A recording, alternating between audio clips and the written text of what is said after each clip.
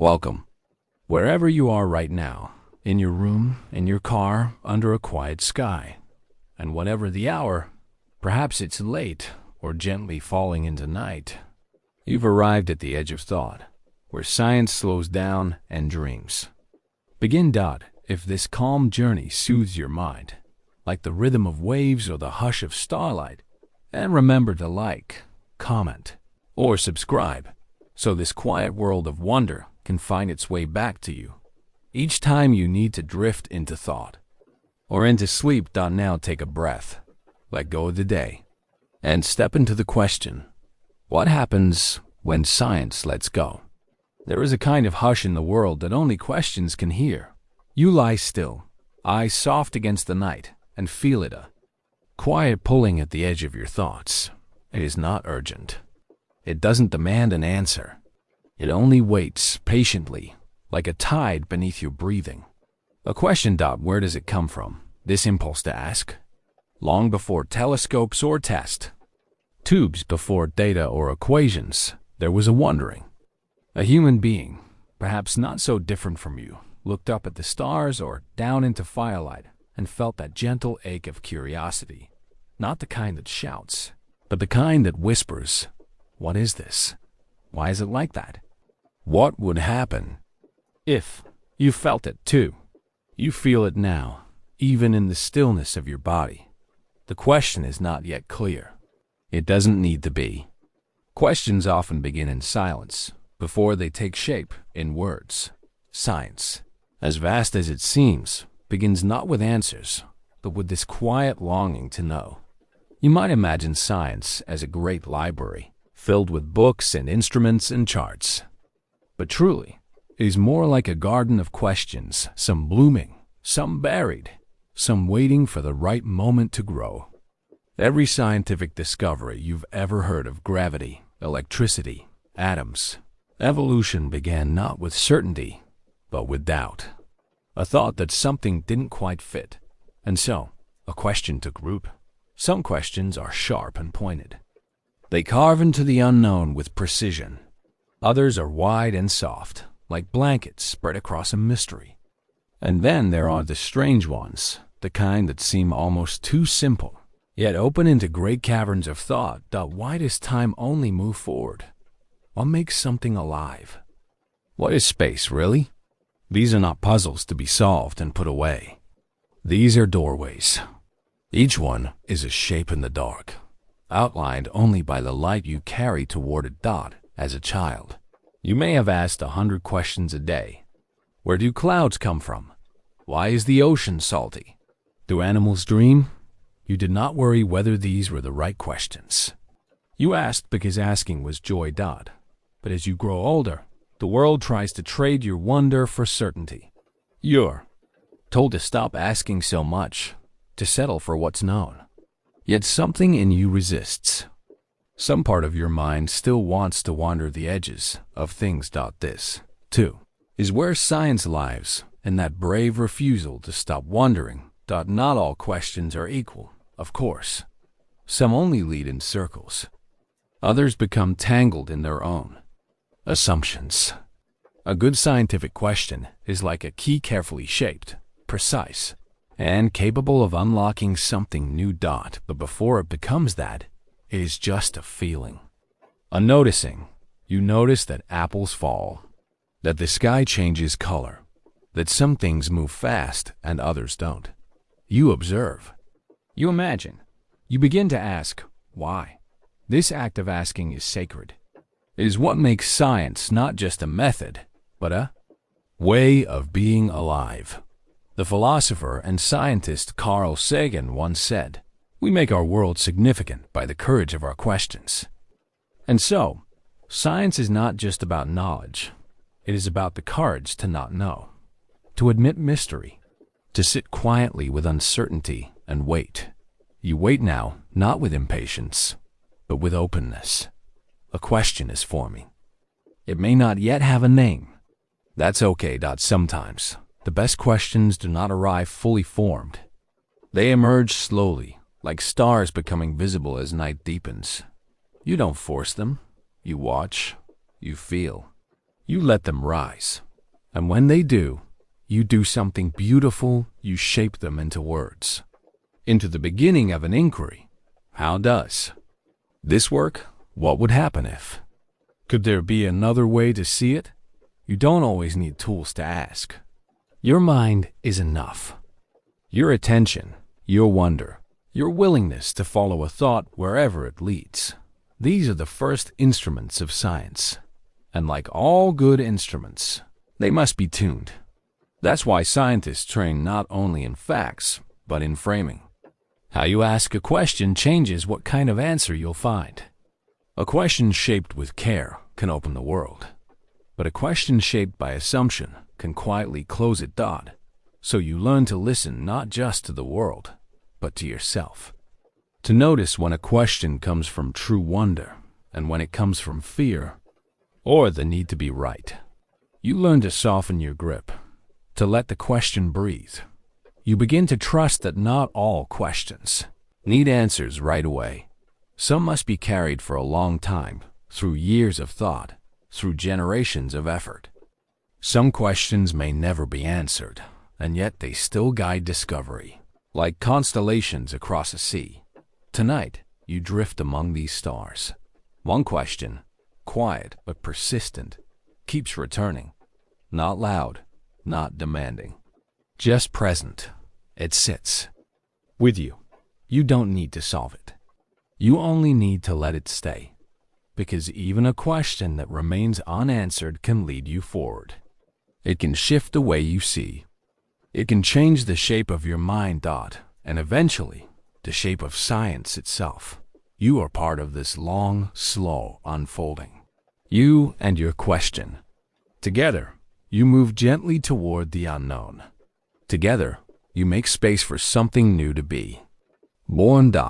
And in the hush of this thought, something stirs again. A second question, softer still, follows behind the first, like a shadow stepping into moonlight. How do we ever know we know? You lie quietly now, letting the stillness wrap around you like a soft blanket. The thoughts in your mind slow into a rhythm, not of answers, but of wonder. You've learned many things. You carry facts, names, dates, ideas. But somewhere, deep inside, a quiet voice asks, how do I know I know? It's a gentle question, not a challenge, not a doubt meant to unravel your confidence, only a soft curiosity that rests beside you like a companion. You let it linger there. Knowing can feel solid, like a stone you've held for years, smooth by time, certain in its weight. But knowledge, like the sea, is never still. Science, too, is a shifting tide. You build your understandings like sandcastles, carefully shaped, lovingly detailed, only to watch the next wave wash them clean, not out of malice. Only because the ocean moves. You begin to feel it. The paradox of knowledge. It comforts, and it slips. It settles, and then it stirs. The mind craves certainty. But science whispers, certainty is only a moment in motion. You think of the sky. Once, people knew that the sun moved around the earth. It was obvious. You could watch it. Every day, it rose and set. That knowing felt real. And yet it was only part of the picture. What changed wasn't the sky, but the way minds began to see it. So much of what you call knowledge is perspective, layered like the transparent skins of an onion. Each layer reveals more, but hides something too. Tonight, you explore that layering. In your body, cells know how to divide. They carry instructions written in DNA blueprints, inherited through time. That knowledge isn't conscious, but it is real. A kind of biological memory. Your eyes know how to respond to light. Your lungs know how to breathe. You don't think about it. You just do. But human knowledge is different. You ask, you test, you reflect. You create tools to see more deeply. Microscopes, telescopes, equations. And slowly your questions carve paths through the unknown. Still, no matter how deep you dig, there is always more. Scientific knowledge grows like a tree, not upward in a single line, but outward in branching directions. Each answer becomes a fork. Each discovery leads to further questions. The more you know, the more clearly you see what you don't. You remember this not as failure, but as elegance. To know in science is not to arrive, but to approach, ever. Closer, ever gentler. Some knowledge is descriptive. The color of a star, the temperature of boiling water, the number of chromosomes in a cell. Other knowledge is explanatory. Why a virus spreads, how gravity bends light, what makes a chemical reaction go dot. Then there is predictive knowledge, the kind that guesses what comes next. Weather forecasts, earthquake models, climate simulations. You learn to trust these, even as they remain uncertain. Because knowing does not always mean being right. It means being less wrong over time. This is the heart of science. The willingness to revise. To accept that today's truth may need adjusting tomorrow. Not because it was a lie, but because you've seen more. Think of knowledge as a mosaic made of glass tiles. Each tile is shaped by data, by measurement, repetition, careful observation. But the overall picture can change with just one new piece, one new angle, one question no one thought to ask before. You breathe slowly here, letting this settle in your chest. Real knowledge doesn't fear revision. It invites it, because science is not a house of bricks. It's a field of wildflowers, blooming in new patterns every season. There's strength in that softness dot, and yet, even as knowledge evolves, it builds dot. You no longer believe in phlogiston, the old idea that a fire-like element escapes during burning. That theory once explained combustion, but later, oxygen took its place. Chemistry shifted. Still, each step was necessary. Phlogiston was a stepping stone, not a mistake. A way station on the path toward better understanding. So too with the ether, a supposed medium through which light traveled.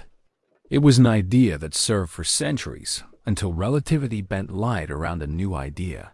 And the path continued. You reflect. To know something in science is to hold it. With care, not like a possession, but like a bird in your palm. Able to fly, able to change, and still real while it rests with you. This knowledge is collective. Built not by one mind alone, but by thousands, across continents, centuries, cultures, peer review, repetition, refinement.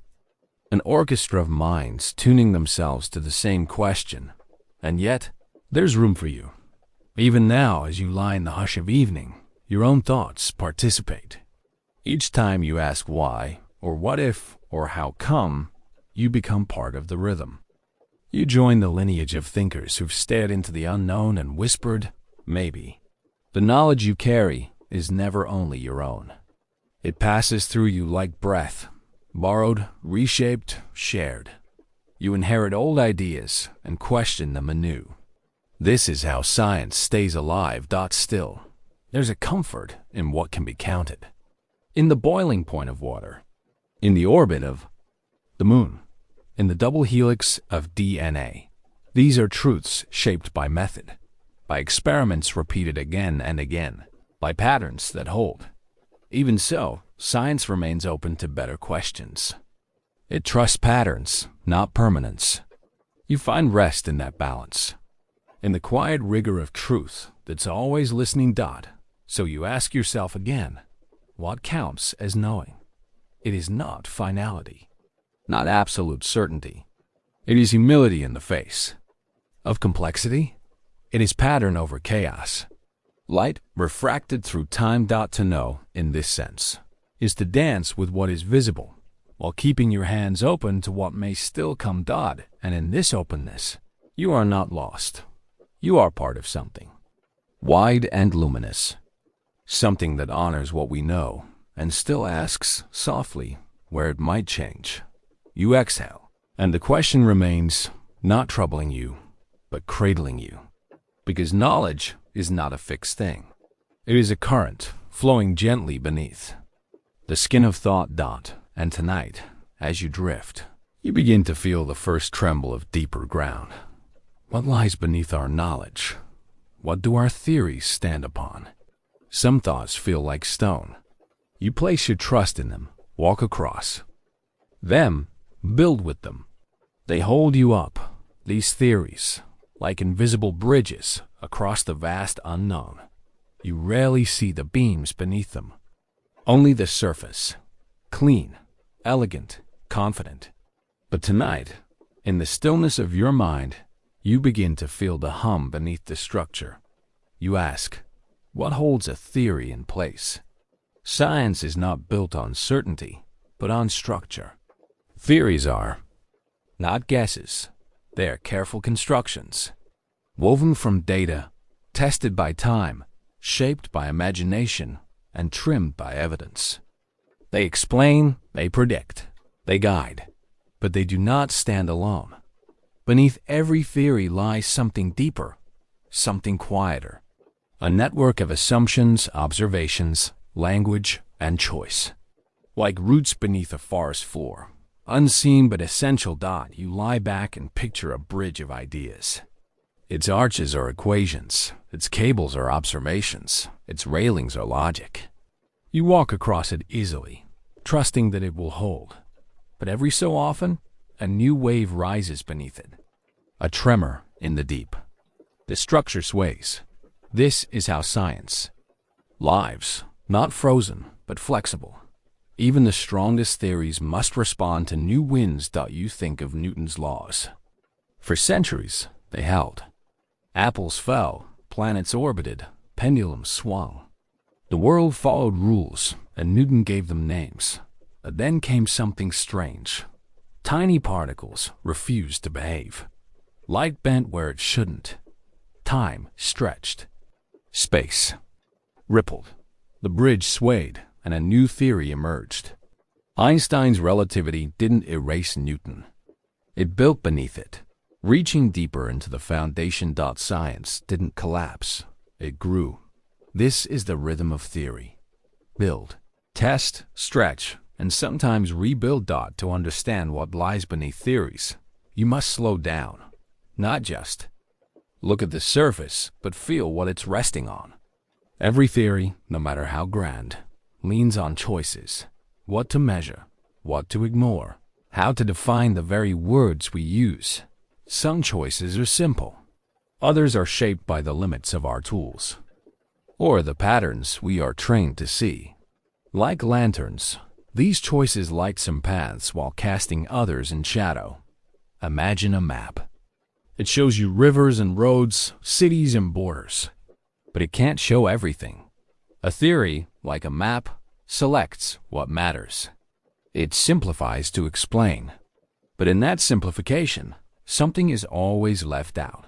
And that's where the next question waits. You begin to understand that theories are not answers. They are lenses. Each one changes the focus of your vision. What was blurry becomes clear. What was clear may now disappear. Think of germs. There was a time when diseases were blamed on bad air or angry spirits. Those were the best theories people had, shaped by the senses, by fear, by the need to explain suffering. But when microscopes opened new windows, a new theory bloomed. Germs, invisible and real, became the ground beneath medicine. That new ground allowed doctors to act, to clean instruments, wash hands, design vaccines. Lives changed. Theories do that. They don't just describe. They empower. But you see now, even the germ theory rests in something.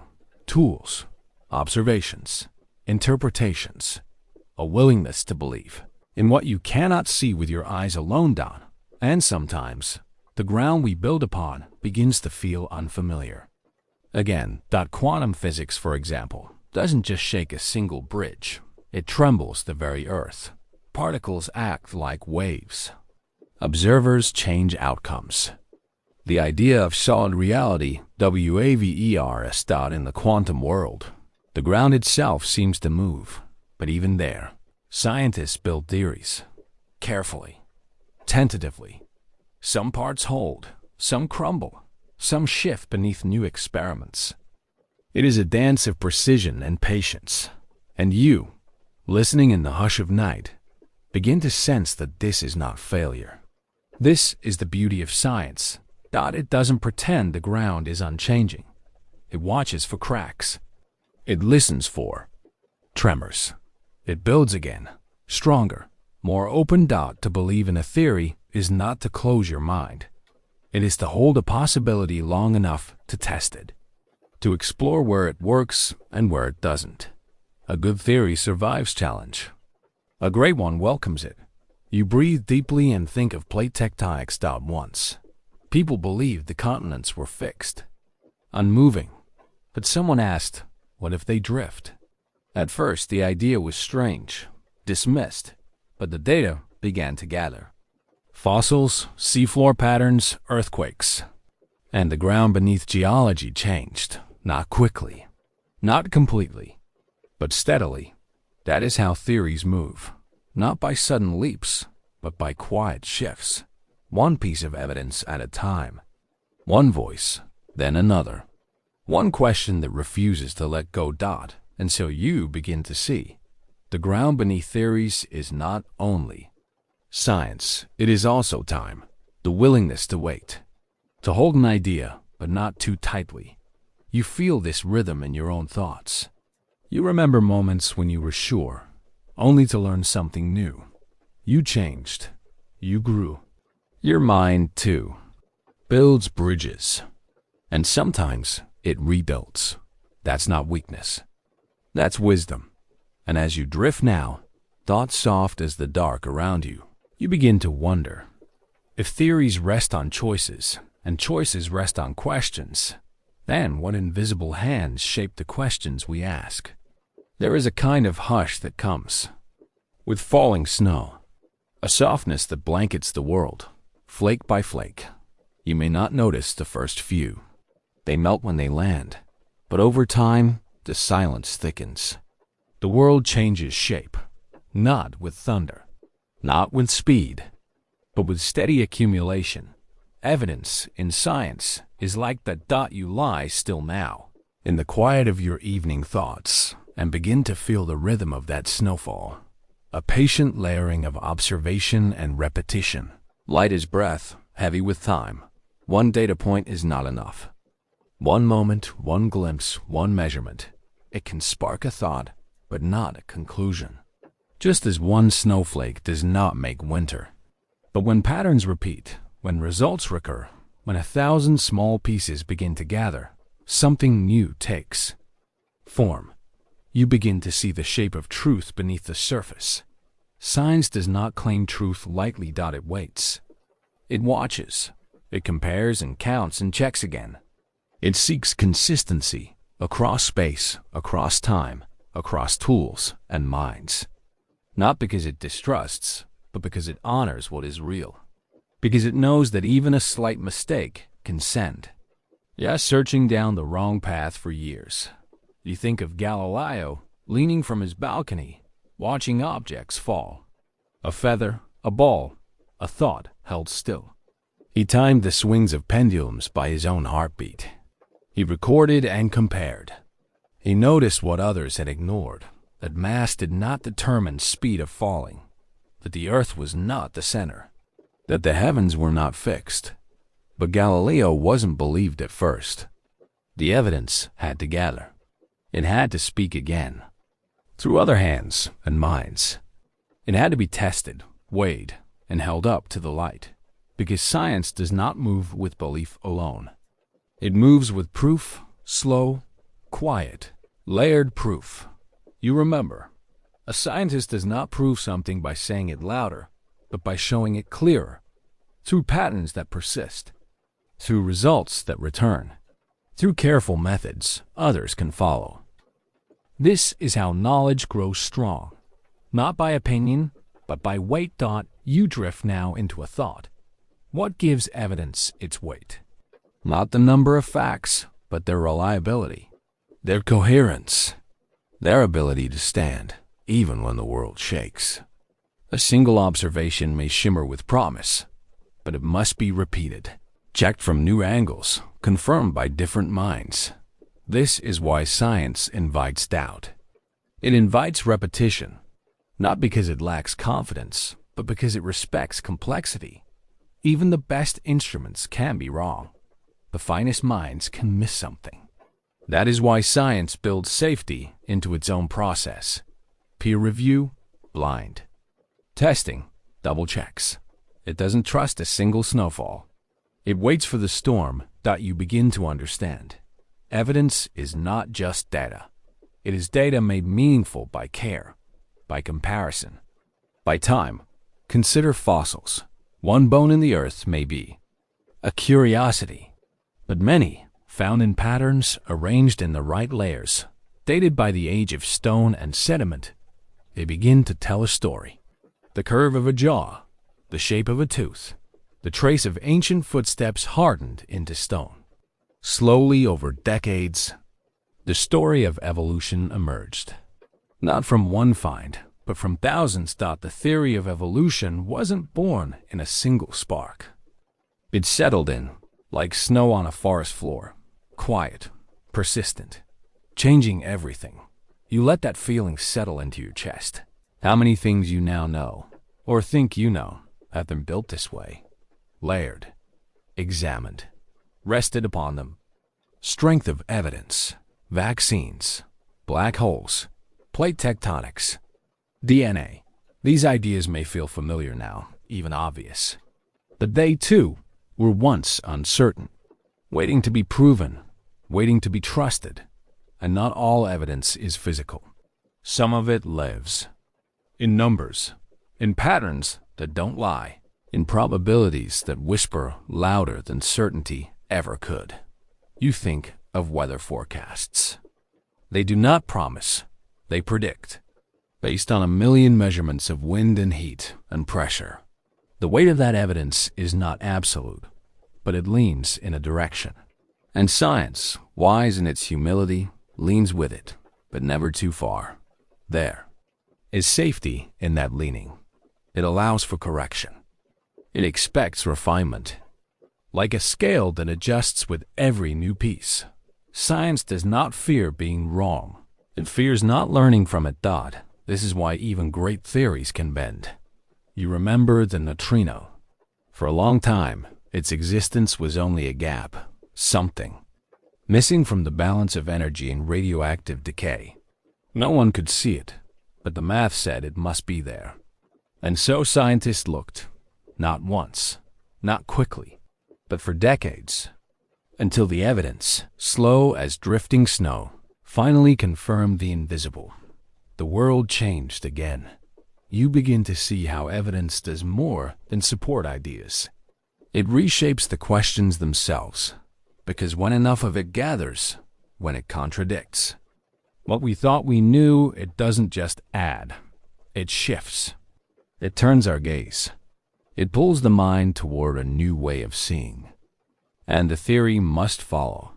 That is the beauty of weight. It grounds what is true, but never locks it in place. So, what happens when evidence is ignored? You feel a chill at the thought. The comfort of science depends on the honesty of its listeners. When the snowfall is denied, the winter is misunderstood.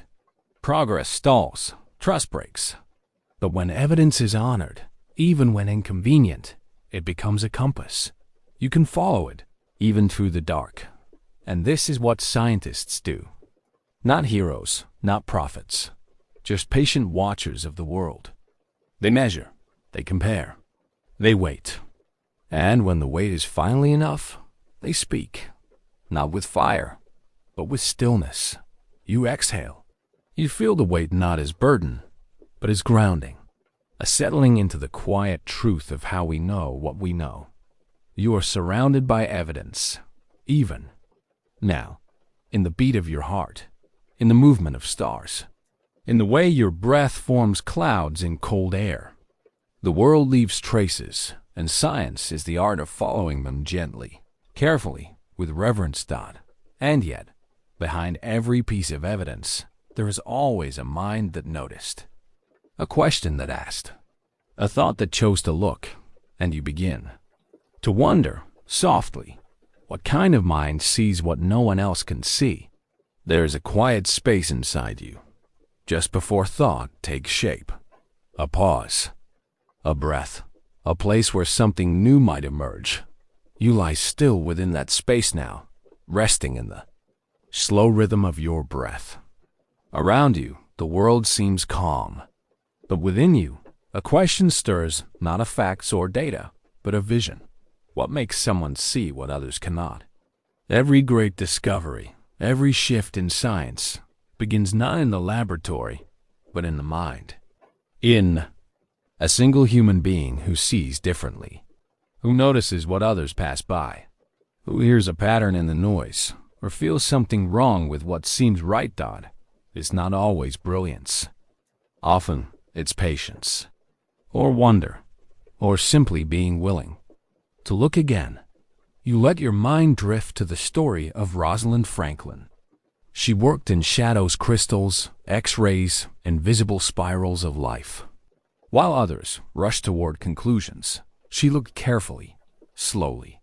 In the quiet silver of diffraction patterns, she saw the helix hiding in DNA, a shape others would build. On. A vision she held alone.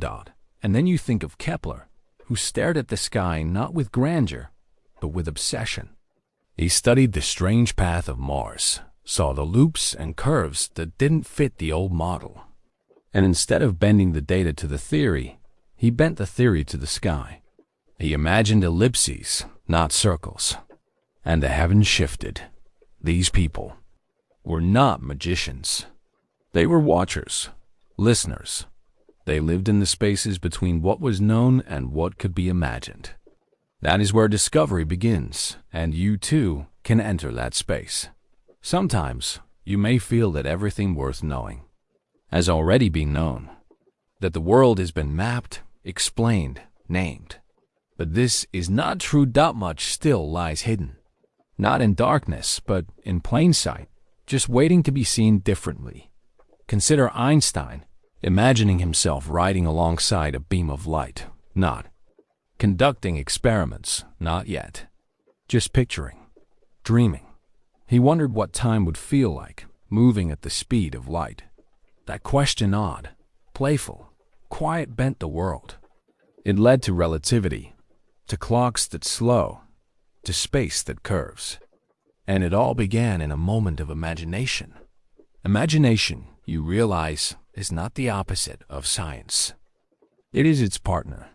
You drift now into a moment of your own imagination. A soft scene unfolds. You are walking through a forest. The path is familiar. The trees are known.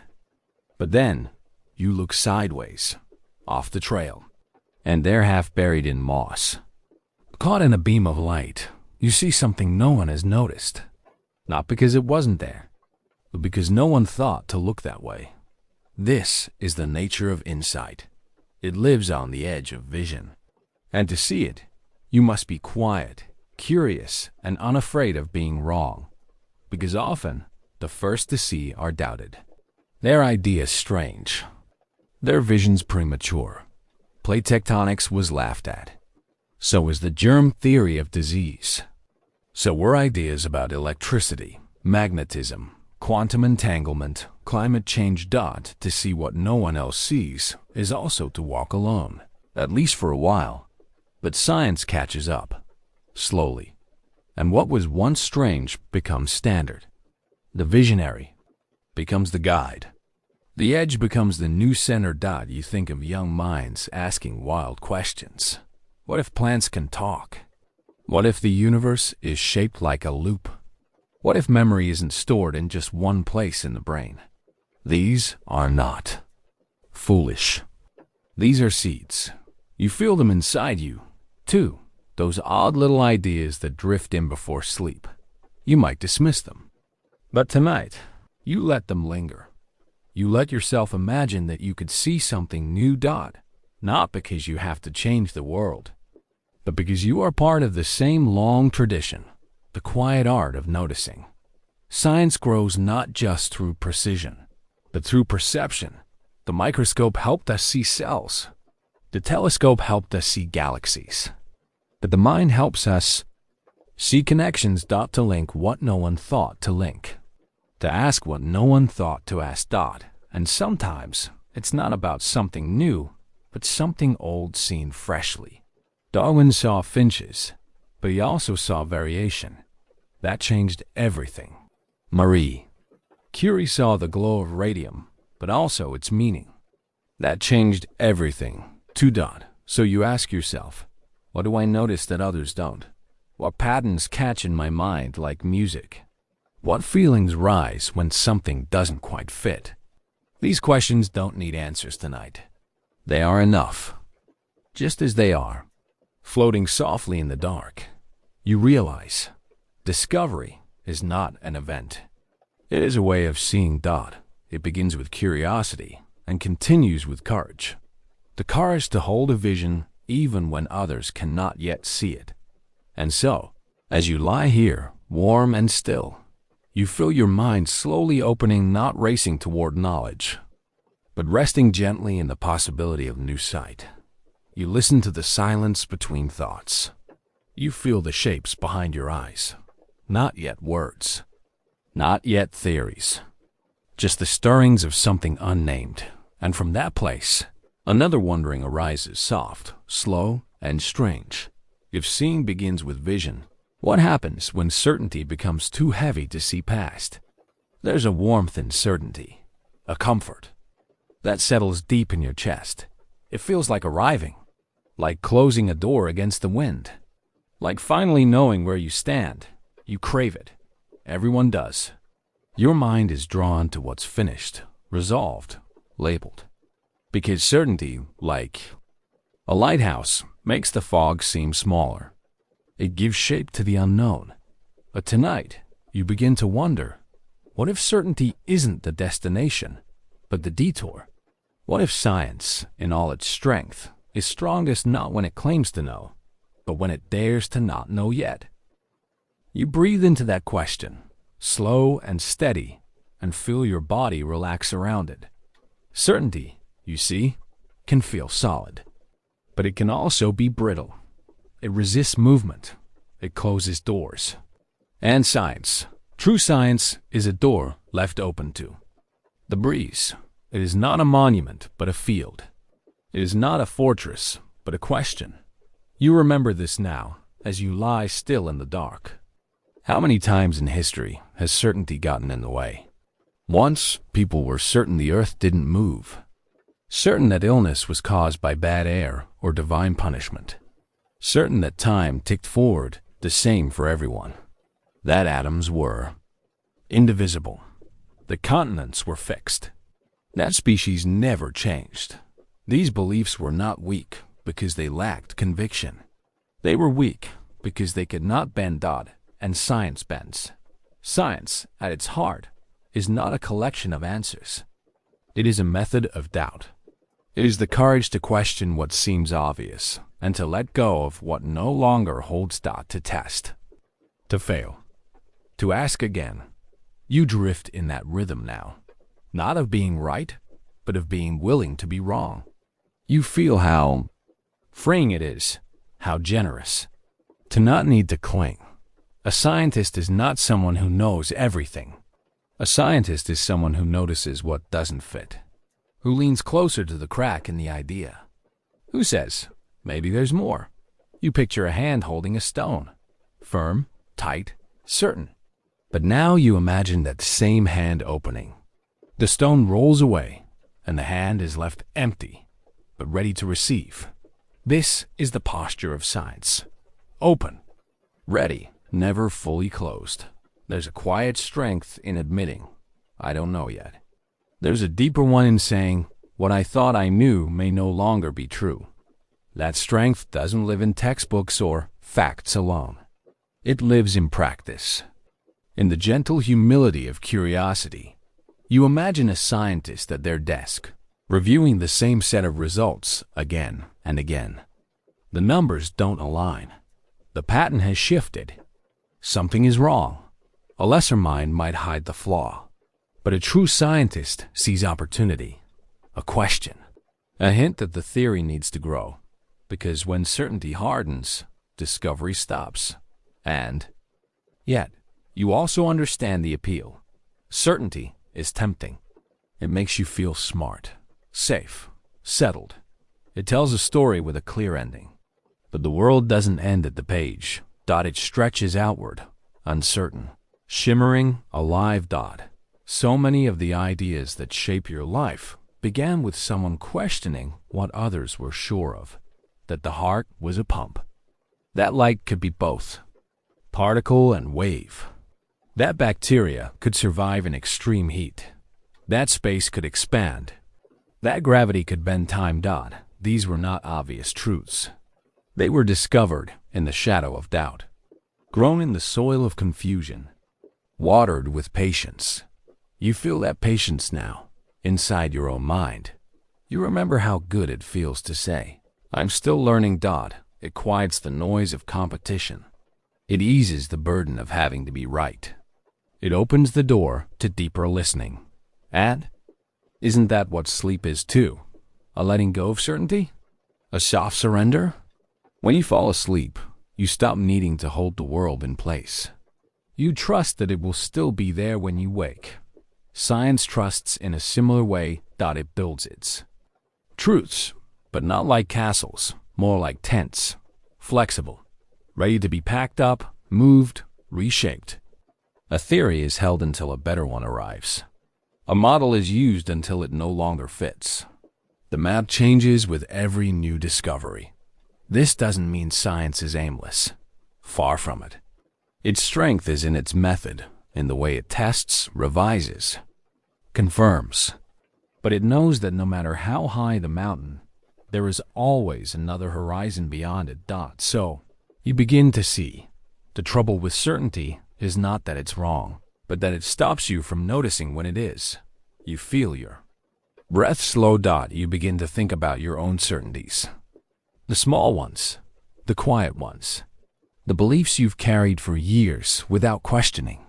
Not just about science, but about yourself, about what's possible, about what's worth trying. What if some of those too are ready to be re-examined? Not with judgment, just with curiosity. The mind is a landscape, not a box. And thoughts are not facts, they are invitations. Some stay, some pass through. Some open new windows. Tonight, you let your mind be a window. You let the breeze of uncertainty in, not to undo you, but to refresh you. To remind you that knowledge is not a cage. It is a path. And as you walk it, the ground may shift. That is not the failure of science. It is its deepest grace.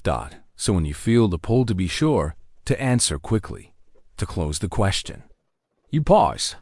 You remember the gift of not knowing, because in that open space, you begin to notice more, a different angle, a flicker of doubt, a better question. And slowly, from that better question, something new may emerge. You breathe into this thought. You let it settle. Certainty may feel like safety, but wonder lives where the ground is still soft. And as the night deepens around you, another quiet question rises. If certainty can blind us to change, what happens when belief becomes more important than the search itself? You lie still now, body heavy against the pull of sleep. Outside, the night hums in quiet tones, wind brushing against walls, the slow hush of your own breath rising and falling. Inside, your mind begins to wander, not in search of answers, but in search of images. You begin to see shapes, not real ones, not physical, but pictures your mind offers you to explain the unseen. You see time as a river, wide and slow, flowing in one direction. You imagine atoms like tiny solar systems, with electrons circling a dense sun-like nucleus. You picture evolution as a branching tree, gravity as a stretched fabric, the brain as a glowing network of lights. These aren't truths. They're tools. This is how your mind works, how all human minds work. You take what's familiar and project it onto what's not. You borrow from what you can see to make sense of what you cannot. This is the gentle magic of models and metaphors. They are not reality, but reflections. Not mirrors, but lanterns. Casting light, not showing every edge. A model isn't supposed to be perfect. It's meant to guide your thinking just far enough. And for a moment, you marvel at this. How deeply your understanding of the world depends on stories. Even in science, especially in science, you need stories to think. You remember the Bohr model of the atom, taught to school children everywhere. Electrons orbit the nucleus like tiny planets. A neat, tidy picture. You know now that it isn't literally true. Electrons don't circle in perfect loops. Their behavior is fuzzy, governed by probabilities and clouds. But the solar system model still helps. It holds the shape of something too small to see and too strange to imagine directly. That's the purpose of a model, not to say, this is how it is, but to say, try thinking about it this way. Science builds models the way the mind builds. Metaphors, carefully, but with creativity. Even equations are models. Maps, not landscapes. They point, but they do not encompass. They are simplifications of something more tangled, more alive. And like any simplification, models leave things out. But leaving things out isn't always a flaw. Sometimes it's the only way to begin. You can't hold the entire world in your mind at once. So you hold one piece at a time, shaped like something you already know. You picture the Earth as a sphere, spinning silently in space.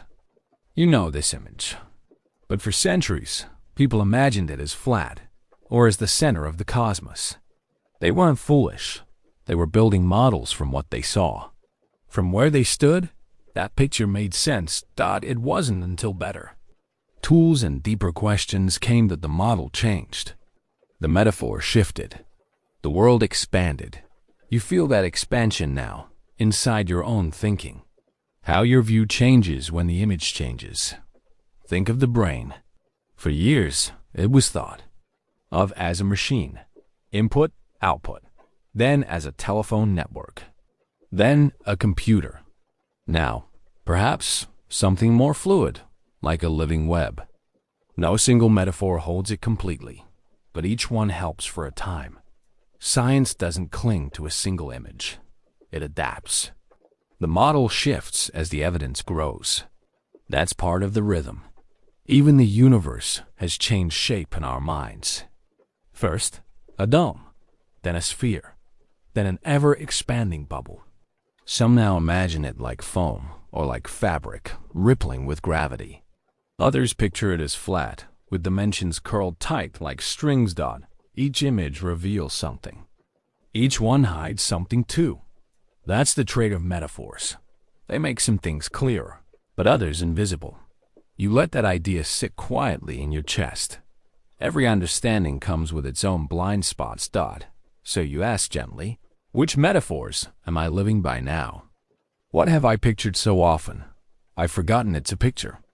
Is time really a river, always flowing forward? Or could it be something else? A field? A spiral? A story?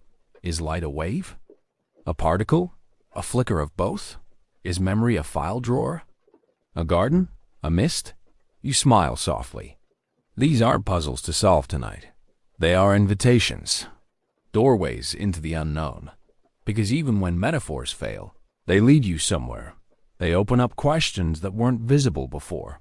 Like Schrodinger's. See a tea half alive, half dead in a box. A metaphor. Not for real cats, but for quantum states. A way to think about something too strange to hold directly. A mental picture of uncertainty, of possibility, or the idea of the fabric of space. A stretching, bending cloth that curves. Around mass. You know, there is no literal fabric. But the metaphor helps you imagine gravity not as a force pulling, but as a shape changing. Metaphors invite feeling into thinking. They soften the edge of the abstract. You can feel the pull of a river, You can stretch your hands across imagined fabric. You can follow branches up a tree of life. And in doing so, science becomes more than numbers. It becomes sensory, emotional, human. You realize now, models and metaphors are not the opposite of truth. They are the path toward it. They're how truth speaks in a language you can hear. They're the scaffolding around a cathedral you are still building. One stone at a time. And sometimes, they're the only way in. Because some things, time, consciousness, infinity, are too large for direct explanation. But they can be approached, touched in metaphor, held for a moment in the hand of the imagination.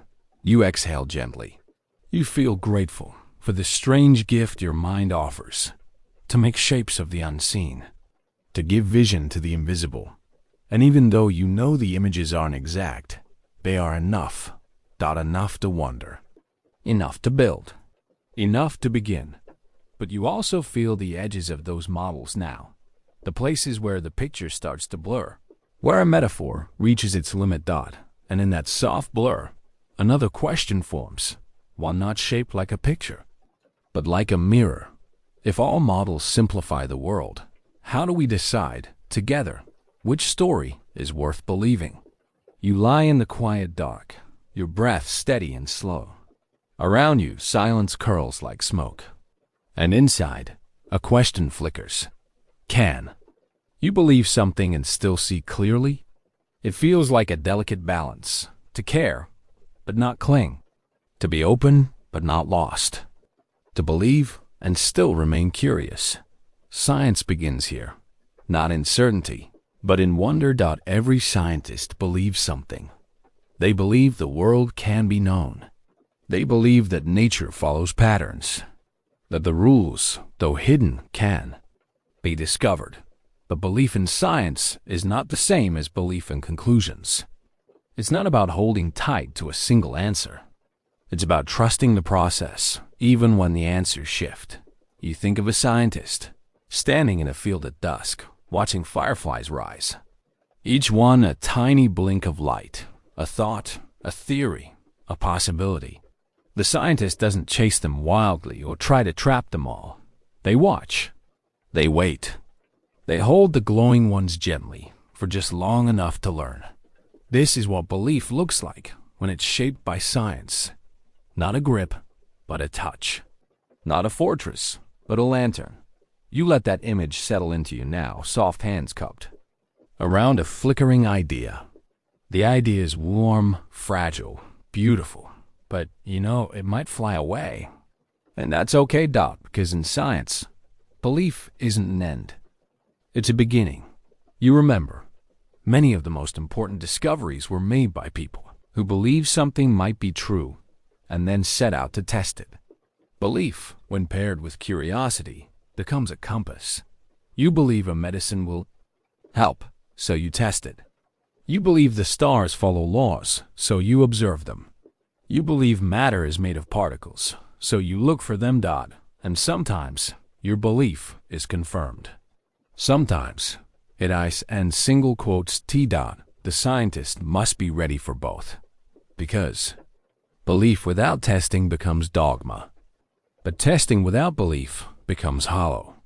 It is the dance between them, that quiet rhythm of maybe and let's see, that keeps the pursuit alive. You drift now into the mind of Galileo again, not as a hero, but as a man full of questions. He believed that nature could be understood through math. He believed the earth moved, even when others denied it. But he didn't just believe. He built tools. He recorded moons. He watched shadows shift. His belief guided his vision, but it was his willingness to test, to revise, that made his science endure. So you begin to see. Belief, in a scientist's mind, is not rigid. It's more like scaffolding, something to hold up the work, not define it. You can believe and still be wrong, and that's not a failure. That's part of the process. You smile, thinking now of hypotheses, the soft beginnings of thought. Every experiment begins with one, a guess, an expectation, a belief about how the world might behave. But a good scientist doesn't just look for results that confirm the guess. They look for surprises, for contradictions, for cracks in the model. And when belief is too strong, the mind becomes blind to those cracks. That's the danger. Not belief itself, but belief that refuses to let go. So scientists learn to loosen their grip, to trust what the evidence shows, even when it undoes what they expected, even when it means releasing something once held dear. You feel that release now, not as a loss, but as a kind of freedom. You don't have to be certain. You just have to be honest. Because honesty is the scientist's deepest belief. Not in answers, but in questions.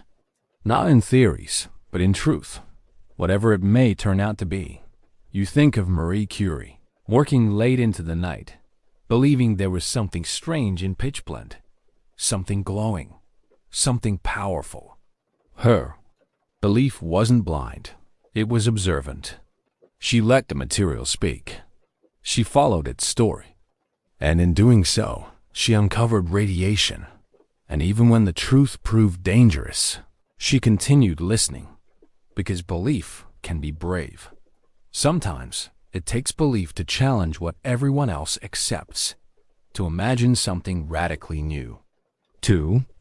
Hold on to a fragile insight that has no proof yet. You think of the early days of plate tectonics, of the lonely geologists who believed continents might drift. They had little support. Their ideas were mocked, but they kept testing, kept listening, kept adjusting. And slowly, the belief gained weight. This is how belief becomes science. Not by force, but by evidence. Not by persuasion, but by proof. You exhale slowly. The night deepens around you. And you return to the image of fireflies, each one a glowing thought. You can't keep them all. Some will fade. Some will lead you down winding paths. Some will reveal entire landscapes, but only if you hold them lightly. And so, as you begin to drift towards sleep, you feel something quiet inside you, a gentle belief in your own ability to learn, to wonder, to change your mind. And with it comes a new, tender question.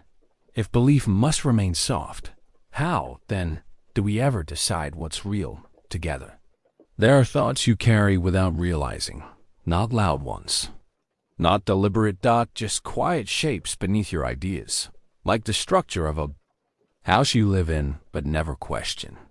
You don't see the beams above your head. You don't notice the foundation beneath your feet. But they're there, holding everything in place. Tonight, you begin to see them. These hidden thoughts, these assumptions. You lie still in your bed, the dark wrapped softly around you. Your breath moves slow and steady, and with each breath, your awareness opens just a little more. Not to the stars, not to the ocean, but to the space inside thinking itself. And here, in this gentle space, you begin to wonder, what are you assuming right now without knowing? Science, too, is built on assumptions. All reasoning is. You must start somewhere. You must draw the first line before you can measure anything at all. But the question is, where do you place that line? You imagine an ancient astronomer watching the skies. They see the stars rise, drift, and fall each night. The earth feels solid beneath their feet. The stars seem to circle around it, so they assume the earth must be still. The heavens must turn around us. It makes sense. It fits the view. But it's wrong, because the assumption is invisible, and that's the danger. When something feels obvious, it becomes hard to see. You think of assumptions as frames, invisible outlines that define the picture. Change the frame and the image changes too. You begin to notice. Every scientific question is framed by certain beliefs. Beliefs about what matters, what counts, what should be measured, what can be ignored. And often, it's not the data that misleads us. It's the unspoken frame around it. You picture a microscope. The scientist adjusts the focus, slides a thin sheet beneath the lens, and peers inside. What they see is detailed, precise, illuminating, but they're only looking at one part of the whole, what lies just outside the field. Sometimes, the most important thing is what didn't get looked at all. You drift into another thought, an old one. For years, science assumed the heart was just a pump, a physical machine pushing blood. True, yes, but incomplete. Now we know that the heart speaks chemically to the brain, that emotions are not only felt, but distributed, that assumptions about separation, mind here, body there, may have been too rigid all along. You feel your own heart beating now, quietly in your chest, steady, constant, not a machine, but something more, something that listens as well as it moves. Assumptions often come in pairs. Matter is separate from mind. Time flows in one direction. Observation is neutral. You feel these assumptions dissolve slowly in your hands, like sand slipping through open fingers. And with that, a deep question rises. What are scientists still assuming now, without knowing? No one can escape assumptions completely. Even to say, I will measure neutrally, is itself an assumption. That neutrality is possible, or desirable, or meaningful. But awareness makes all the difference. To know you're carrying a lens allows you to question its shape. To notice the frame gives you the power to shift it. This is how science grows, not just by collecting facts, but by noticing the limits of how those facts were gathered. You think now of medical trials. For years, women were often left out of early research, not by malice, but by assumption, that men were the standard body, that findings would apply universally, but they didn't. Assumptions hid differences, and the science had to change. Or think of early physics, built on the assumption that the observer was separate from the observed. That watching didn't matter. But in quantum mechanics, even the act of looking alters the outcome. The frame itself is part of the picture. And so, you feel a soft humility enter your thoughts, a gentleness toward the not knowing, a readiness to ask, what have we not thought to ask yet? Because real progress doesn't come only from sharper tools. It comes from deeper questions, and deeper questions come from seeing your assumptions and stepping beyond them. You recall Darwin, who assumed that evolution was slow and steady, a gentle march over time. Then came punctuated equilibrium, the idea that change sometimes comes in bursts. Not because Darwin was wrong, but because his assumption needed expanding. You think of Einstein, who questioned the assumption that time was constant, or Copernicus, who questioned the assumption that Earth was at the center. Their revolutions didn't just add new facts. They unseated the hidden foundations. To change a field, you must notice its floor. You lie still now, your breath soft, and wonder. What? Assumptions shape your own life? Not scientific ones, personal ones. What do you take for granted? Simply because it's always been that way. That some things are impossible. That certain roles are fixed. That your limits are where others have drawn them.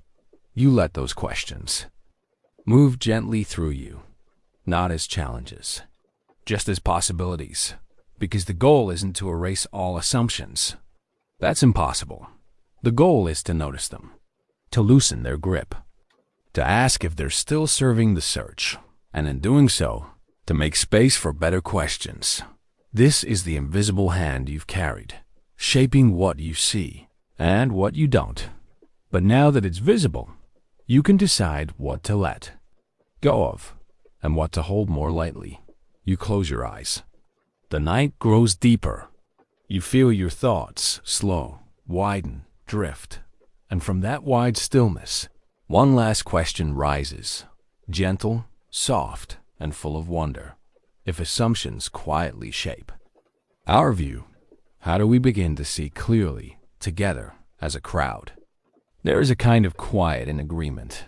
When voices align, when heads nod together, when the same words pass from one mouth to the next, it feels like peace. Like still water. Like the world finally settling into place. And yet, even in the most solid stillness, change waits. Not loudly, not suddenly, but like a glacier. Thick, heavy, beautiful, and always, underneath, a slow rearranging.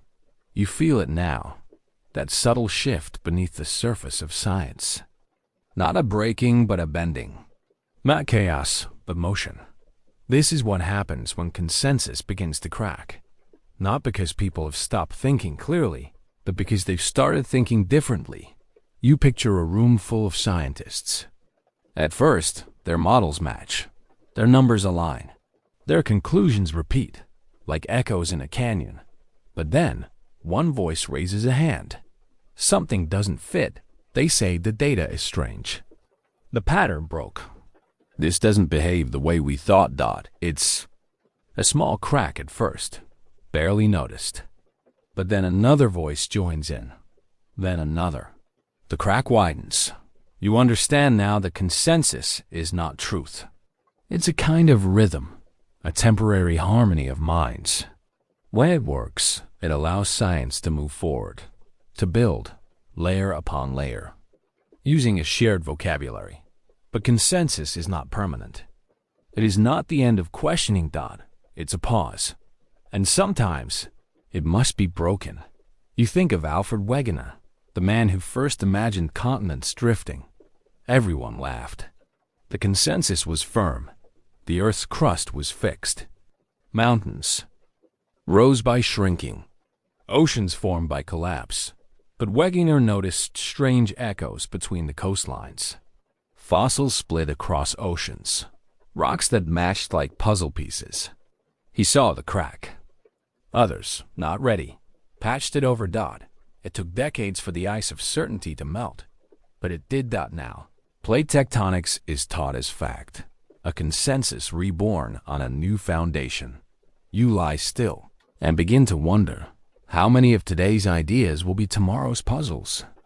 Because the strength of science isn't that it never changes. It's that it knows how to change. Not through shouting, but through shift. You picture the early days of quantum theory. The world believed in predictability. Newton had mapped the stars. Equations ruled the clockwork universe. And then, uncertainty. Particles that behave like waves. Electrons that disappeared and reappeared in strange places. Light behaving like two things at once. Consensus resisted. It had to. That's the thing about cracks. They don't always open easily. But once they do, they let new light in. Consensus isn't bad. It allows us to collaborate, to teach, to build bridges between disciplines. But when it becomes too still, too sacred, it loses its flexibility. And science needs to bend. You imagine consensus now not as concrete, but as ice on a river. Solid. Enough to walk across, but always with the whisper of movement below. You start to hear the creaks in science and in yourself. Times when you thought you knew, only to feel the soft tug of doubt. When a familiar belief didn't quite hold up to experience. When something you once defended began to blur at the edges. This, too, is science. Not just what happens in labs and journals, but in every human mind willing to adapt. Cracks can be frightening. They feel like instability, but they are also invitations, openings. And you realize most scientific revolutions don't begin with bold claims, but with careful observation, a misfit result, a question unanswered, a shape that doesn't match the model. Consensus, then, is not something to be feared or worshipped. It is something to be listened to, and when needed, gently revised. You think of dark matter, of dark energy, of the 95% of the universe that doesn't quite fit our equations. The consensus says, we don't know yet. And that is a beautiful thing. Because admitting uncertainty is not weakness. It's wisdom. You imagine the great minds now, not standing above the world, but kneeling beside it, listening, watching, waiting for the next small shift. You feel the rhythm of that waiting inside your own chest. You know what it's like to outgrow an idea, to feel something begin to move beneath what you thought was still. And you know that not every crack is a crisis. Some are beginnings. Sometimes, a better question waits just behind what we were sure of. You return again to the glacier. Solid, ancient, moving anyway. When consensus begins to crack, the process is slow. It starts with papers few people read. Then comes replication, then review, then heated discussion in conference halls and journals. It looks chaotic from the outside, but inside, it is methodical. Careful. Science does not jump from one truth to another. It shifts like plates beneath your feet. You feel those plates now, not trembling, just adjusting. You realize that every breakthrough rests on the tension between the known and the not dash yet dash known dot. And when enough cracks appear, when the old model groans under its own weight, consensus doesn't explode dot, it evolves, like ice breaking from a glacier and floating into the sea. It carries pieces of the past into the future. Still cold, still massive, but moving. You begin to trust this movement. Not as disruption, but as growth. Because when people begin to question together, slowly, honestly, something remarkable happens. A new consensus begins to form. One built not on louder voices, but clearer ones. Not on agreement alone, but on evidence that holds up, even under pressure. This, you realize, is how science breathes. In. Agreement, out. Re-evaluation, in. Stability, out. Curiosity, the breath is slow. But it never stops. And as you sink deeper into rest, your thoughts begin to slow with it. You are no longer afraid of the cracks. You welcome them. They are part of the way forward. And gently, like ice slipping into water, your final thought drifts forward. If consensus must sometimes break to grow, how do many minds, uncertain, diverse, find their way back to shared understanding again? There are nights when change is quiet, like mist rolling in from the sea, softening everything it touches. And then there are shifts that split the sky open. Tonight, you lie between the two. Not in the thunder, not in the silence, but in that suspended hush before something gives. You feel it first as a tension in the air, a tremor in the thoughts you thought were stable. This is the edge of a paradigm shift. The phrase sounds simple, almost polite. But the shift itself is anything but gentle. It does not merely add to what came before. It replaces it. You imagine a shelf of neatly stacked truths. One by one, they've been placed there by minds before you. Hard-won, carefully measured, passed down like heirlooms. They feel solid, dependable. And then, someone notices something that doesn't fit. Not just a piece out of place, but a shape that doesn't belong at all. It doesn't just wobble. The shelf, it forces you to rebuild it entirely. This is not about error. It's not a correction. It's transformation. You think of Copernicus, how he looked up and saw the sky not as it had always been seen, but slightly off, slightly wrong. And in that wrongness, a revolution began, not a noisy one. Not all at once, but a slow, grinding reorientation of everything people believed.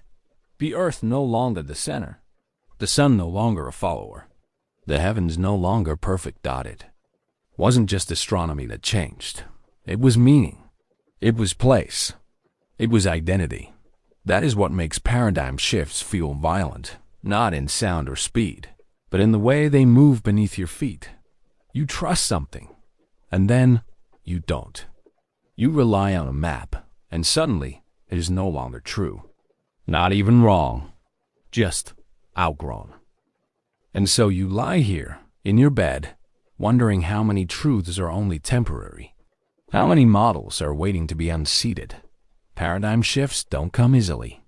Not because people lack imagination, but because the old way works. Until it doesn't.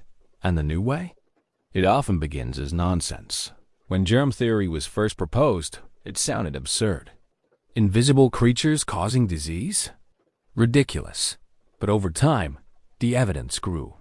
And the old explanations, miasma, imbalance, bad air, began to rot from the inside. Until one day, what once seemed absurd became the foundation for modern medicine.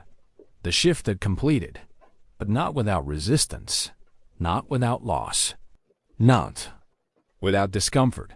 You feel that now, how tightly the mind can hold on, even to ideas that no longer serve. Because ideas aren't just facts. They're stories, they're identities, they're homes. And tearing down a home, even to build a better one, hurts. You think of the luminiferous ether, once believed to be the substance through which light traveled. Elegant, necessary, accepted, until Michelson and Morley tried to measure it and found nothing. And then Einstein, quietly, radically, suggested that maybe light doesn't need a medium. Maybe space and time themselves are not what we thought. And again, the ground shifted, not because the old ideas were foolish, but because they were finished. Useful, but incomplete. Beautiful, but narrow. You take comfort in that. Paradigm shifts don't erase what came before. They build on it, or around it, transforming the landscape, but not dishonoring the climb. Even Newton is still here, inside every rocket launch, every falling apple. But Einstein wrapped that old truth in a new fabric, made it stretch, bend, shimmer. You exhale slowly, feeling the weight and wonder of that. The layers of thought beneath your feet. You realize now, paradigm shifts are not only scientific. They are personal. You felt them before. Moments when your view of the world changed, not incrementally, but completely. A sudden realization. A grief, a love, a truth you couldn't unsee, your internal map redrawn. The roads rearranged. You were still you. And yet, everything was different. Science, too, is a living mind, collective, evolving, unfinished. And it, too, must sometimes unsee what it once believed. Not with violence of force, but with the gentler violence of growth. You feel this now. As a soft splitting in the dark, not destruction, but opening. Because even when old truths fall, new questions rise. And in that rising, there is light. So you ask gently, not with fear, but with wonder, what new idea, still whispered in the margins, might one day turn the whole world sideways again. You lie quietly in the dark, where your thoughts soften into shadows. The day fades, but something deeper remains. A question that doesn't ask to be answered, only held. A question that lives in the pause between knowing and not knowing. This is where uncertainty lives, not as fear, not as weakness, but as a companion, gentle, reflective, and honest. You've been taught that certainty is strength. That to know is to be safe. But tonight, in the quiet space of your own breath, you begin to feel another truth, that not knowing can be its own kind of clarity. That uncertainty, far from being a flaw, is a mirror, showing you where your vision ends and where wonder begins. Science does not claim to know everything. That is its beauty. It asks. It watches. It listens. And when it cannot explain, it does not pretend. It says, we don't know yet. You feel that yet like a distant star, a small light, full of hope. There are fields of science where uncertainty is not only common, it's necessary. Quantum mechanics, for example, doesn't just tolerate uncertainty. It builds with it. You picture a particle. Not here, not there, but in a haze of probability. It could be in this spot or that one. Only when you look does it choose. Until then, it remains undefined. This isn't confusion. It's reality, at its most precise. You let that thought settle, that the smallest parts of the universe don't behave the way we expect. They flicker between states. They resist full capture. They whisper rather than shout. And yet, from this uncertain foundation, the universe is built. You feel the paradox, that something so exact, like an atom, can still be uncertain at its core. The Heisenberg uncertainty principle tells you this directly, that there is a limit to what you can know at once. If you know a particle's position, you lose track of its speed. If you measure its speed, its position blurs. Not because your tools are clumsy, but because nature itself sets the boundary. It's as if the universe reminds you, gently, that every observation changes what is seen. That knowledge comes with trade-offs. That truth, like light, bends when it passes through a lens. You pause to breathe that in. Not everything must be fixed to be real. Not every question needs a quick answer. Sometimes, to be honest is to say, we are still learning. Science wears this. Humility openly. It leaves space for revision. It draws conclusions in pencil, not stone. And this is not a weakness. It is strength wrapped in gentleness. You remember what it feels like to stand in front of something vast, an ocean, a night sky, and feel small. Not lost, but grounded. Aware of how much more there is to know. This is what uncertainty gives you, perspective. The universe is not simple, not fully mapped, not easy. But it is knowable in pieces. One careful step at a time. And along the way, there's always room for surprise. You think of early scientists, mapping stars, charting seas, peering into the unknown. Each one faced a horizon they could not cross. And still, they walked toward it, because science is not the accumulation of certainties. It is the practice of honest wonder. You return now to modern uncertainty, to climate models and medicine and cosmology. These are not failures of science, but signs of its integrity. A scientist who says, "We don't know yet," is not lost. They are listening. You picture a research team huddled around a set of strange results. The data doesn't match the predictions. The graph curves the wrong way. Something's missing. And instead of forcing an answer, they step back. They ask again. They let the mirror of uncertainty show them what they didn't see. It is a moment of pause, not panic. In that pause, real progress begins. You can feel that rhythm in your own life. The places where you've stopped pretending to have answers. The moments when letting go of certainty opens something wider, deeper, more human. You see it now. Uncertainty is not the enemy of knowledge. It is the doorway to better questions. And every discovery begins with one. You think of dark matter again, the unseen mass shaping galaxies. We cannot touch it, yet its presence is unmistakable. It bends light. It warps space.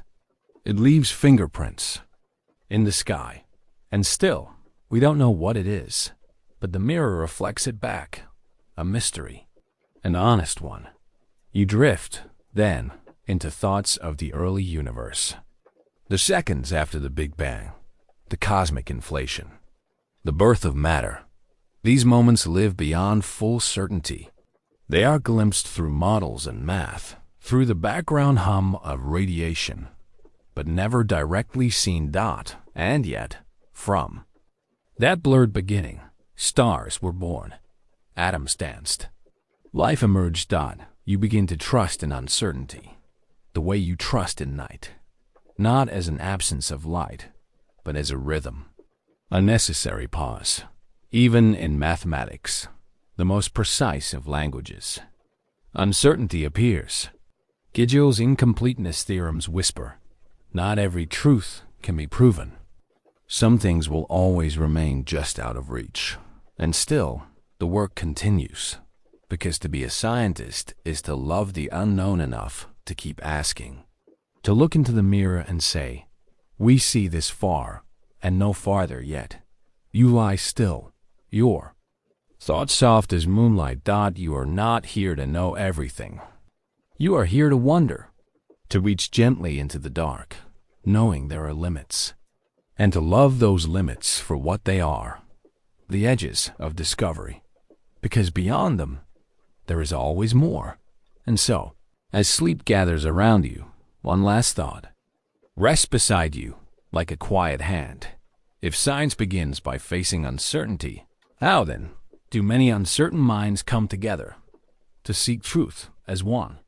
There's a quiet way that ideas leave us, not in the clatter of breaking glass, but like leaves drifting from a branch, one by one, in no rush, softly, naturally.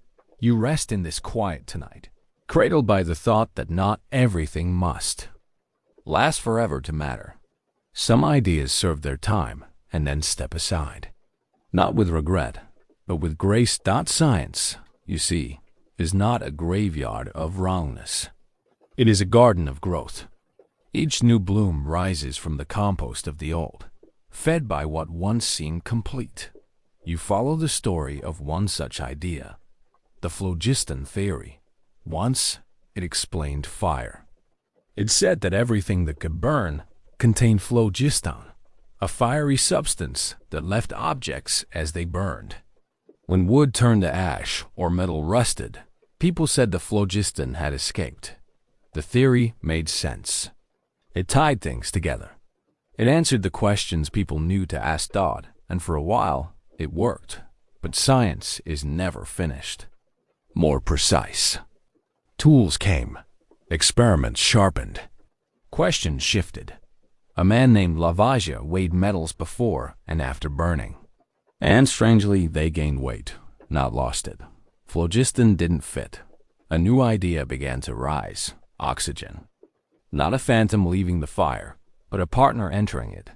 The theory of combustion changed, and phlogiston faded. But it did not disappear in vain. It taught people how to ask. It showed how to look deeper. It laid a path for better steps. That's the beauty of old ideas. Even when they're wrong, they're not wasted. They are scaffolding. They're the early sketches under a masterpiece. Visible if you look close. Necessary even when painted over. You think of the geocentric model, the Earth at the center of the cosmos. Planets moving in perfect circles. A universe built around human eyes. For centuries, it guided ships, shaped calendars, inspired poetry. It was beautiful, coherent, believable. Until new observations arrived. Tiny motions that couldn't be explained. Mars looping backward in the sky, a wobble in the heavens. Then Copernicus. Then Galileo. Then Kepler. Bit by bit, the old idea softened, yielded, became part of history, but never a failure, because it led to the questions that needed asking. You understand now, ideas are not people. They don't suffer when we outgrow them. They offer what they can, then let go. In science, the letting go is gentle, like changing your mind with gratitude. You imagine an old map, once the best available. Rivers drawn where no rivers run. Mountains misplaced. Still, it guided many. And when better maps arrived, the old ones were not burned. They were framed, honored, even in their error. You wonder then, how many of today's truths will become tomorrow's echoes? Perhaps our theories of time, our definitions of consciousness, even our notions of space, all are temporary scaffolds, strong enough for now, but not final. You begin to see how science is not a straight line, but a spiral. Ideas return, revised, refined, touching the same questions from new angles. Some theories are absorbed. They don't vanish. They evolved out like Newton's gravity, refined by Einstein. Not erased, but expanded. Newton's apple still falls. But now, space itself bends to make it so. Even flawed ideas leave fingerprints. They shape the questions that follow. They teach caution, invite humility. You rest in that thought, that science holds its past gently, not clinging, not erasing, but learning. And so you think of your own mind. Ideas you've outgrown, beliefs you once held close. Not with shame, but with tenderness. They brought you here. They were the bridge to a deeper seeing. This is what makes science human. Not just its discoveries, but its willingness to say, I see more now. To shift, to soften, to shed an old layer and grow. You picture again that buried stepping stone, covered now by new paths, but still there, supporting every stride forward. And so you wonder, in the dim hush of night, when an old idea fades away, how do the minds of many scattered and unsure begin again together? You feel the quiet stretch of time tonight, not in seconds or minutes, but in centuries. A calm breath, a drifting tide, a rhythm that doesn't hurry and never stops. This is the pace of science.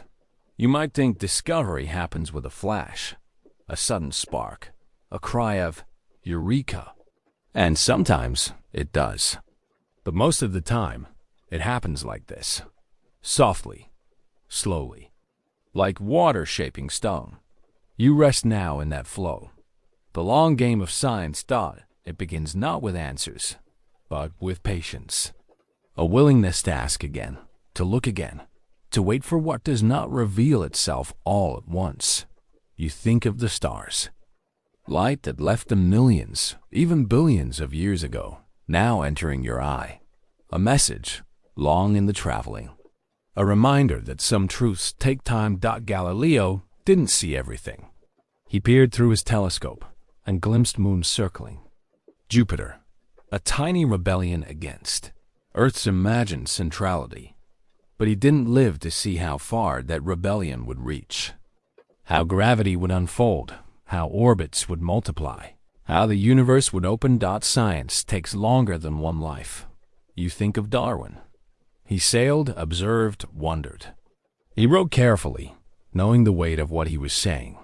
He proposed a quiet mechanism, evolution through natural selection, not a final truth, but a beginning. Others would test it, argue it, expand it, and still they do. The questions evolve just as life does. You begin to understand.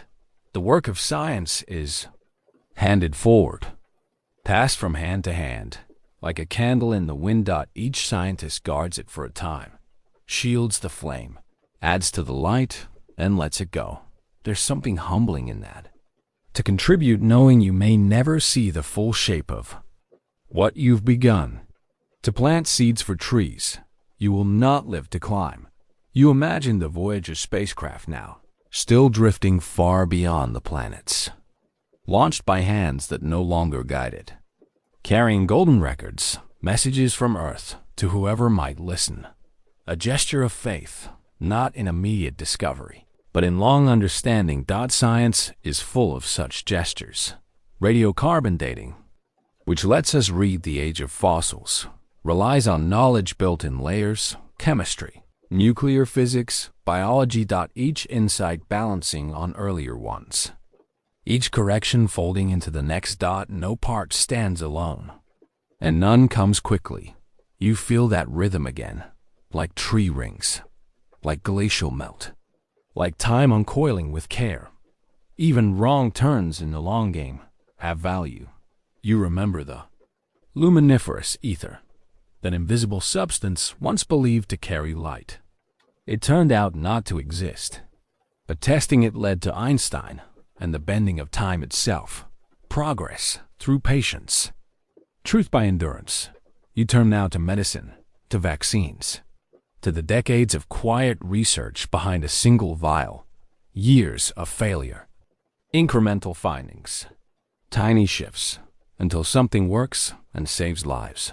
You understand, now, why science is slow.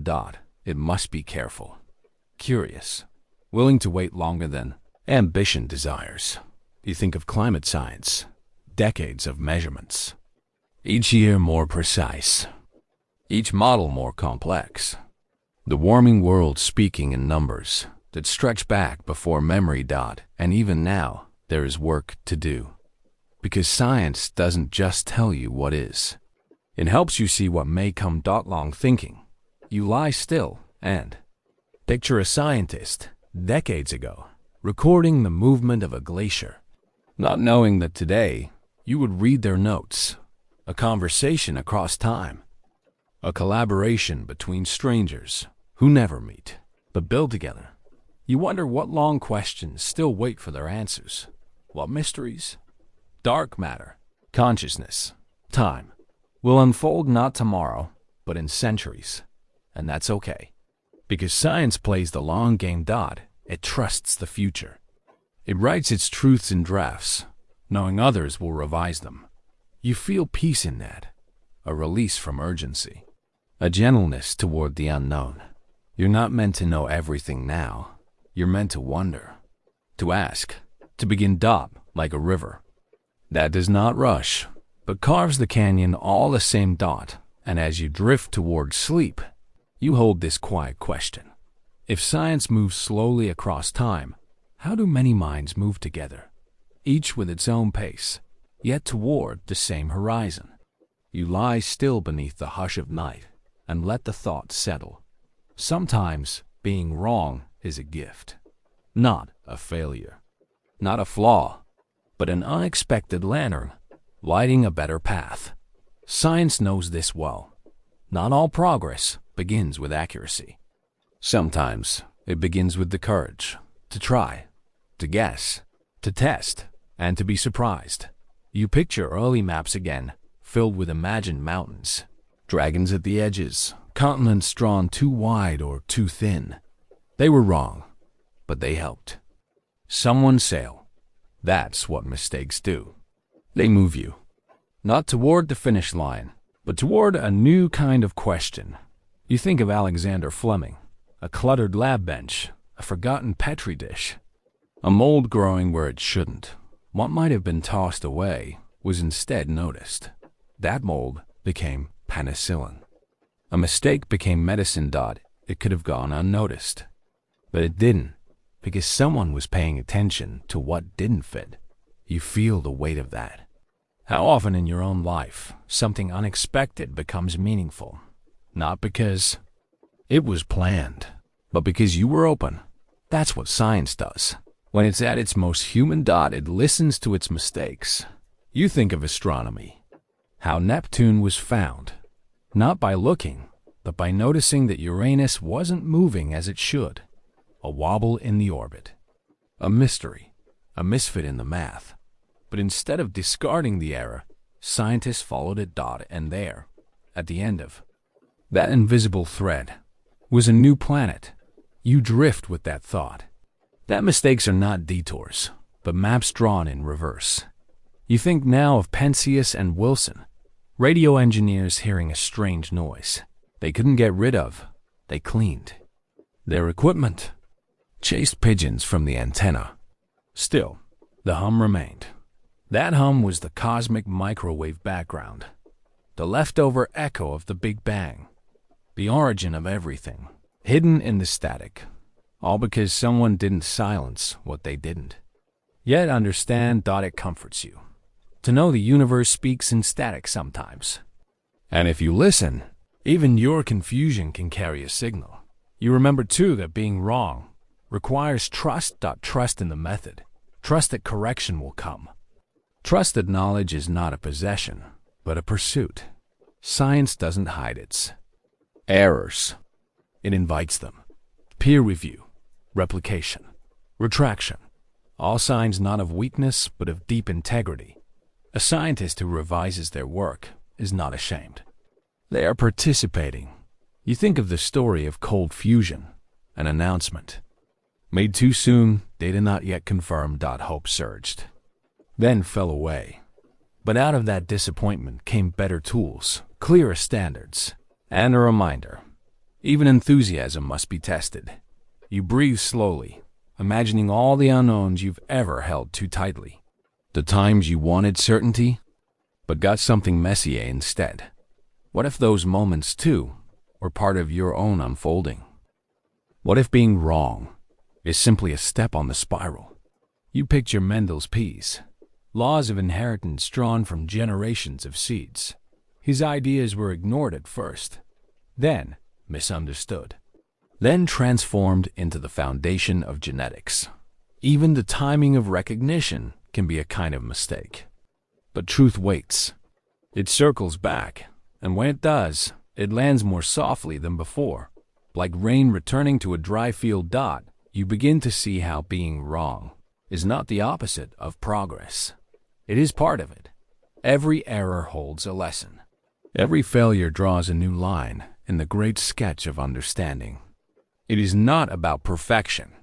It is about persistence, a willingness to keep turning the page, even when the last one was unclear.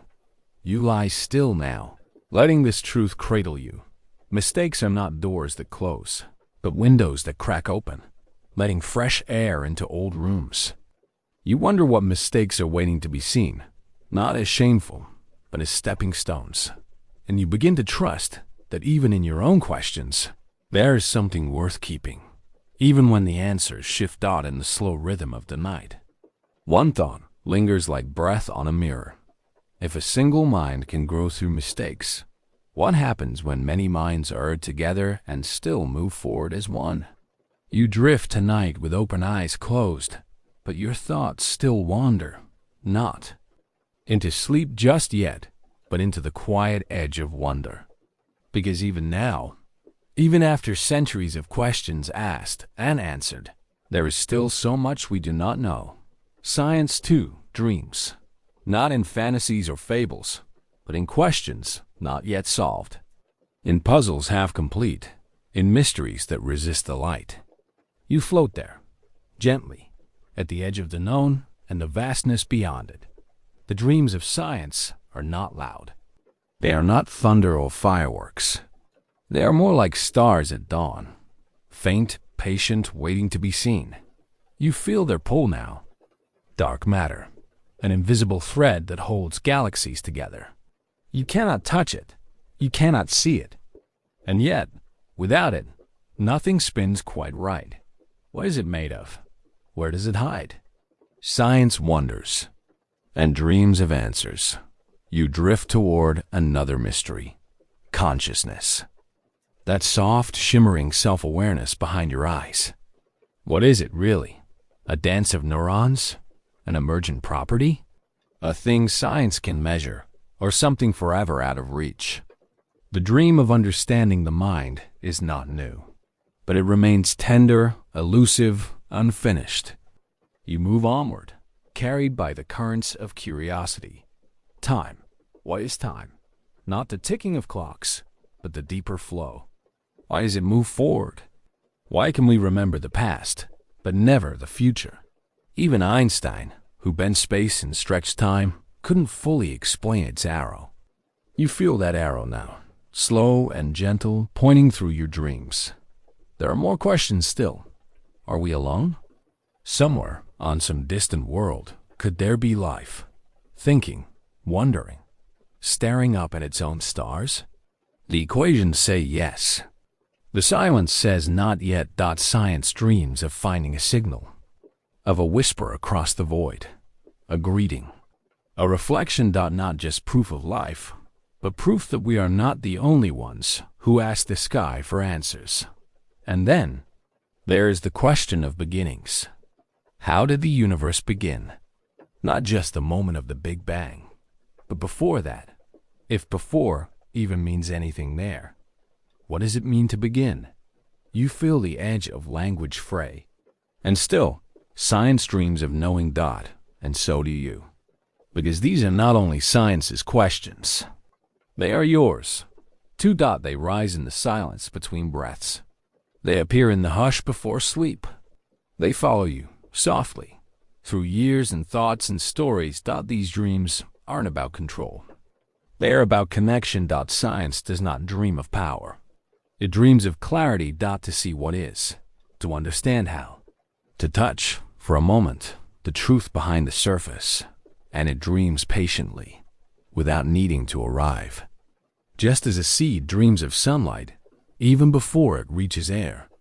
You rest in that rhythm, the honesty of science, not pretending to know everything, but still reaching, still building its ladder of understanding, rung by rung. Each discovery is not an ending, but a doorway, a new vista, a higher place from which to ask. And so you think of yourself, your own mind, your own dreams, not of glory or certainty, but of knowing a little more than yesterday, and letting that be enough. You feel how this connects you to every scientist before you and everyone to come.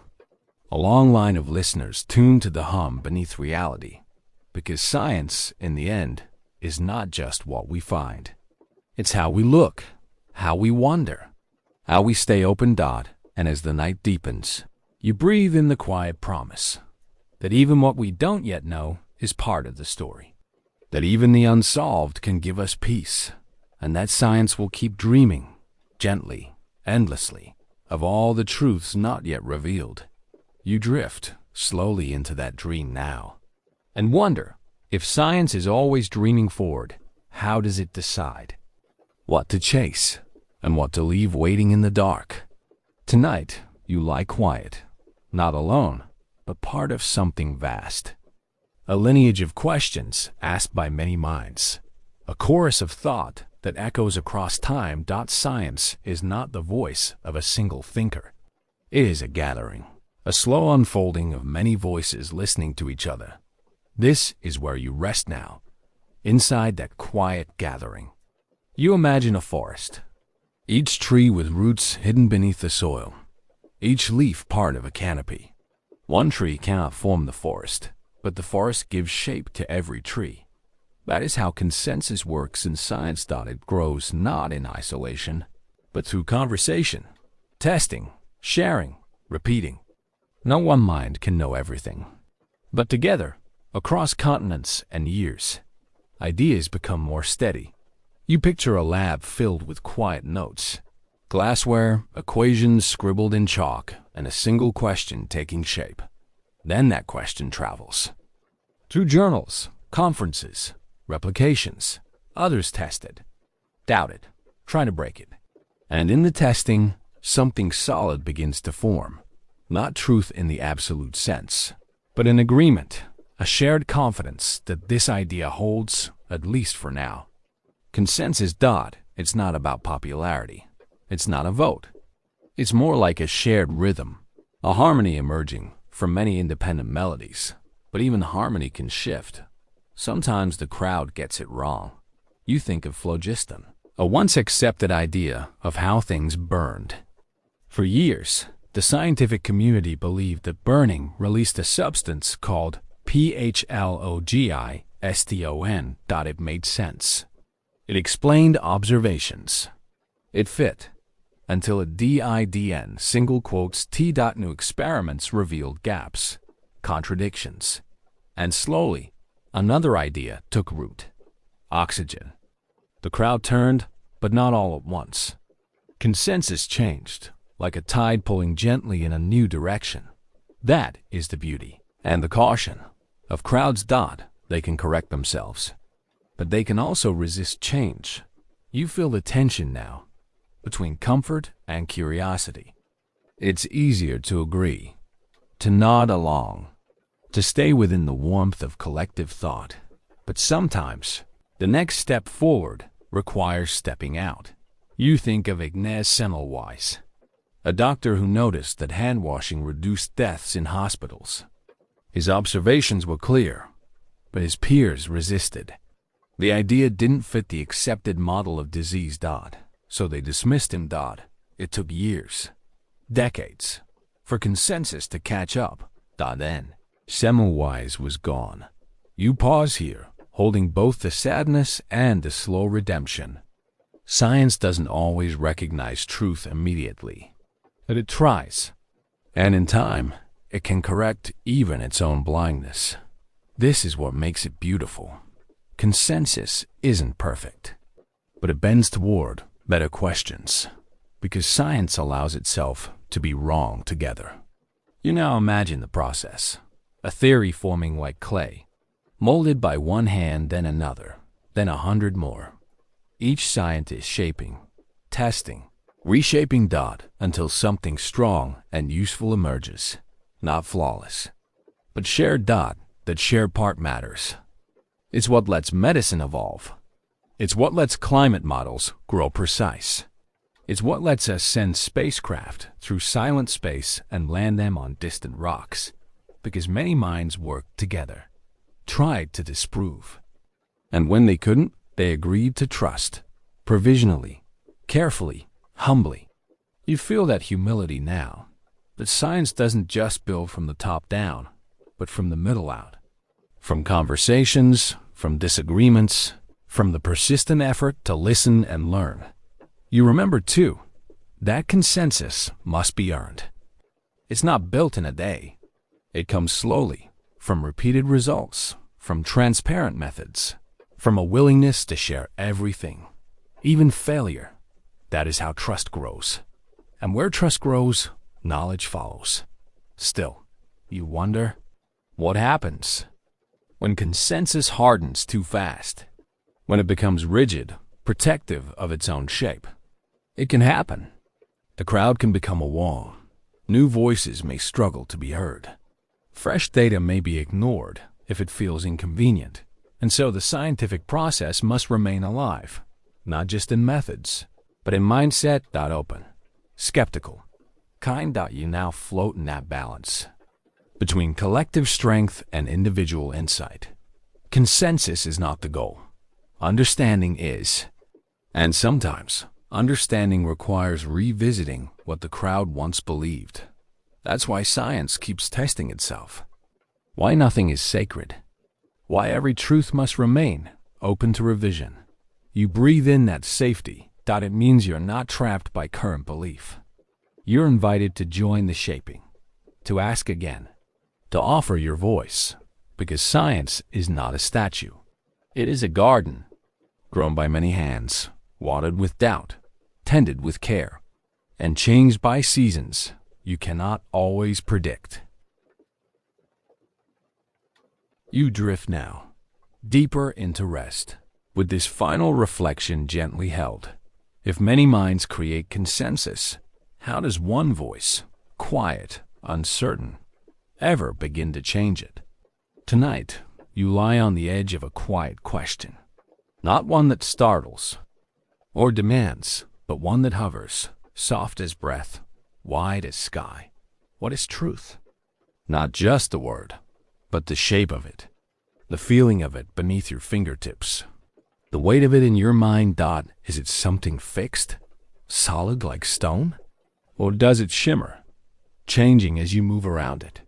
In science, the word truth is spoken carefully, not because truth is unimportant, but because it is complex. Not a final place, but a long road. A direction, not an arrival. You feel that now, the way understanding bends over time. 1,000 years ago, truth looked different. The stars were believed to orbit Earth. Illness came from imbalance. Light was thought to move instantly. Each idea was called truth once. Each was later reshaped, revised, replaced. You wonder, were those truths ever true? Or were they stepping stones, necessary, but not final? In science, this is not failure. It is motion. A deep, humble willingness to be less wrong over time. You picture a path made of river stones, each step steady until the current shifts. And then you must adjust, not because you were foolish before, but because the water has carried you farther.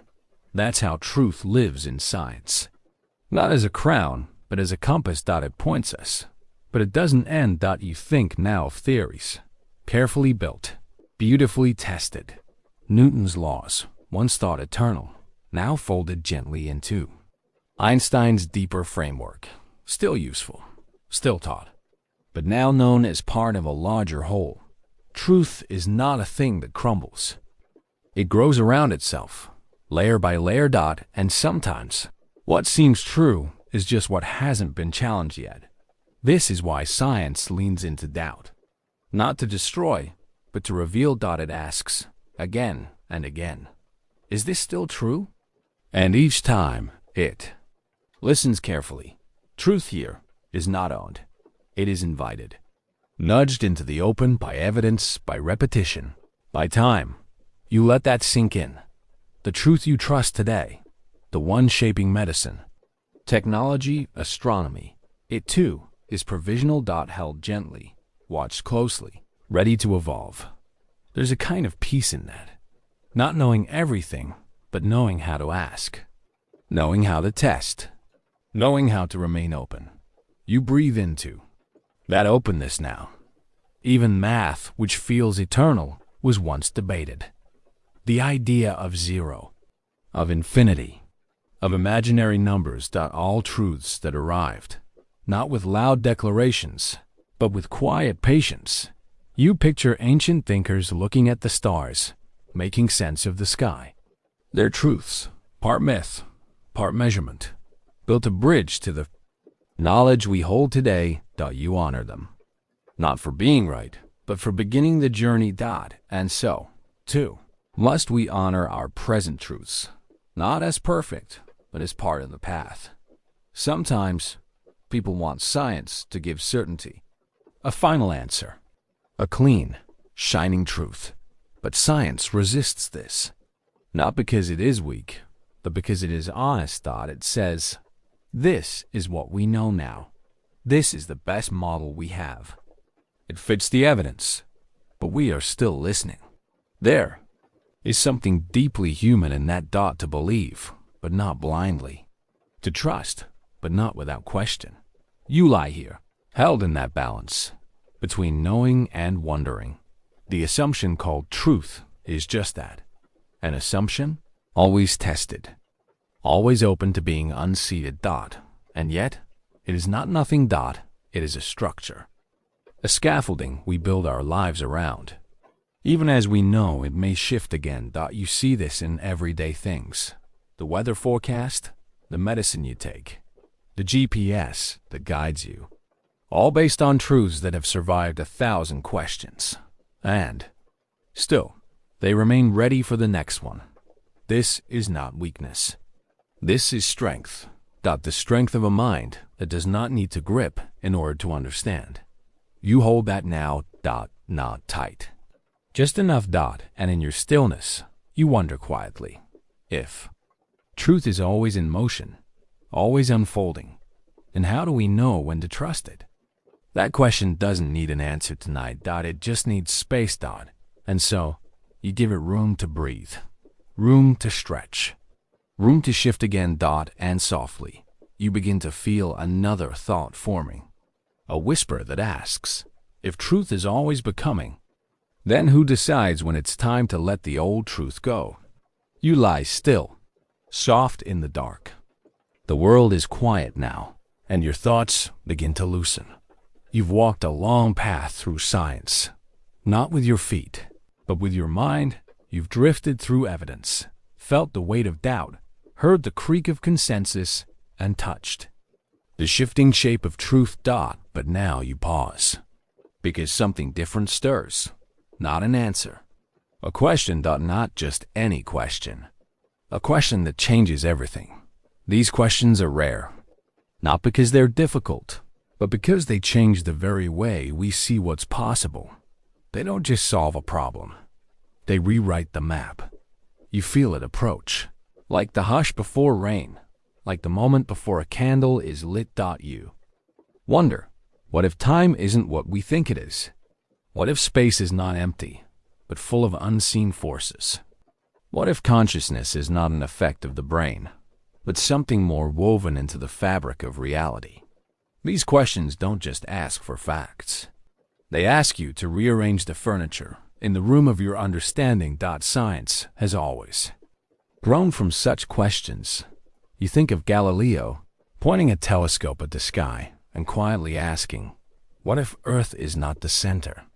That single question moved the whole world. Or Darwin, watching finches and wondering, what if species are not fixed, but changing over time? His question unfolded into evolution, not just a theory, but a new lens for all of biology. These questions don't come often, but when they do, they tilt the ground beneath us. They arrive not like thunder, but like wind, invisible at first, then unmistakable. And it is not only great scientists who feel them. It is you too, in your quiet wonderings, in your moments of doubt. Tonight, you imagine such a question forming, small, gentle, and yet it hums with potential. Perhaps it's one we haven't asked yet. Or perhaps we've asked it, but never really heard it. Some questions lie dormant for decades, waiting for the right mind to notice. You close your eyes and feel yourself becoming part of that long tradition. To question isn't to doubt science. It is to honor it, because science doesn't fear questions. It depends on them. It's built not just on answers, but on the bravery to ask what others have missed. You remember how Einstein reimagined gravity, not as a force, but as a bending of space and time, all because he asked, what would the world look like if I were riding a beam of light? A simple image, a childlike curiosity, and yet it turned physics inside out. That's the power of the right question, not to make us feel smart, but to make us feel small in the best way. To remind us there is still more to learn. So you breathe now, soft and slow, inviting one such question to visit you in the dark. You don't need to answer it. Not tonight. You only need to feel the space it opens in your mind. This is where science lives. Not only in labs or textbooks or graphs. But here, in the quiet. In the willingness to ask without knowing what the answer will cost. Because some questions don't give you back the same world. Once you've asked them, you see everything differently. That is the real shift. Not the answer, but the seeing. You rest inside that shift now. Like standing in a doorway between what was and what could be. It's not always comfortable, but it is always honest. Because science does not promise certainty. It promises movement. It says, keep asking, even if it unravels what you thought you knew. Especially then. So you ask again. What if the universe isn't made of things, but of relationships? What if reality is not fundamental, but emergent? What if the greatest discoveries are not waiting to be found, but waiting to be imagined? Your mind stretches now, not in effort, but in openness. You don't need to finish the thought.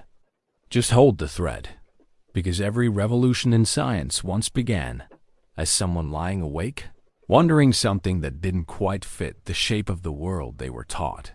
You smile softly, because tonight you are that someone, and the question you carry doesn't need an answer yet. It only needs to be carried. Held gently. In the quiet cradle of your breath, you are not alone. You are part of the long unfolding of science, of wonder, of change.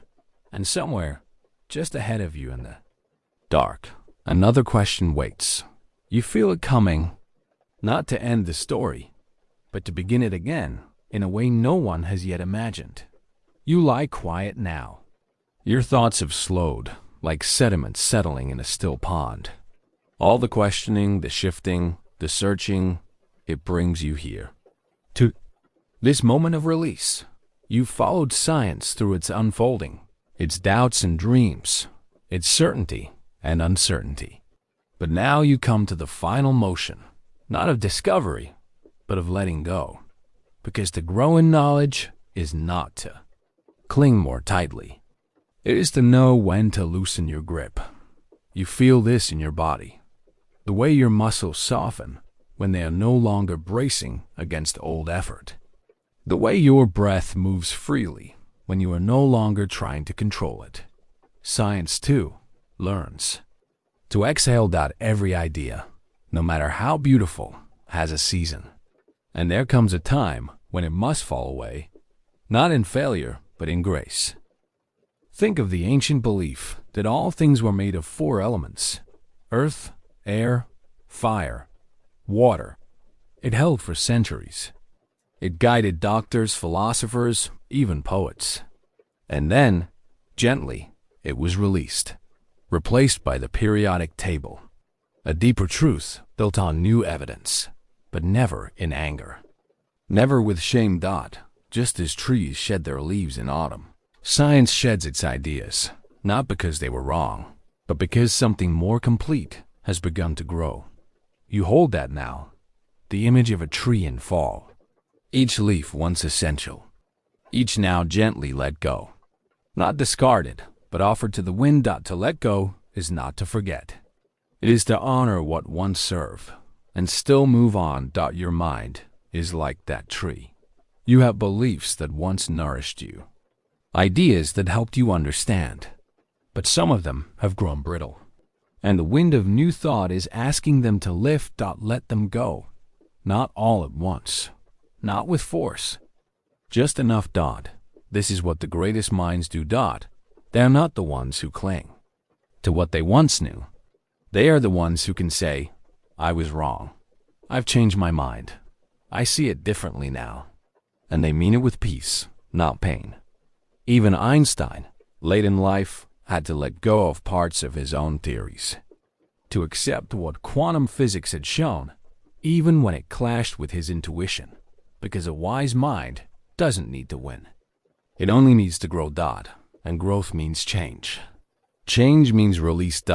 You feel this in your breath now, a slow exhale. The body's quiet way of practicing surrender. Even sleep, the very state you're drifting into, requires letting go of tension, of awareness, of the day behind you. You cannot sleep while holding on, and science cannot move forward while holding everything still. You rest in this truth, that progress is made not only by the sharpness of thought, but by the softness of release. By the ability to say, this idea brought me here, but it cannot take me farther. You may return to it later. You may find new ways to see it. But for now, you allow it to pass. Some of the most profound shifts in science came not from new data alone, but from a quiet readiness to loosen what was tightly held. To let an old assumption fall so that a new view could rise. It takes humility. It takes trust. It takes the gentle courage to not know for a while.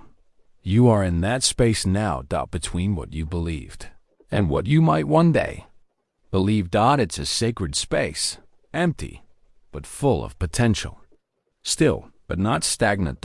Like the pause between waves, the silence before dawn. Here, in this quiet, your mind practices what science has always known, that learning is not a straight line. It is a spiral winding inward, then outward again. At each curve, you must loosen what you thought you knew, to make room for what you did. Single quotes to. This is not weakness. This is evolution. And it happens not only in theories, but in you. Your beliefs soften. Your questions deepen. Your certainties thin into transparency. And something more spacious takes their place. You are not empty. You are becoming. And so, you lie here, held in this final lesson, that wisdom is not found in holding on, but in knowing what to release. Your mind, like a hand, unclenches. Ideas drift away, not lost, but transformed. They become part of the soil that nourishes new thought.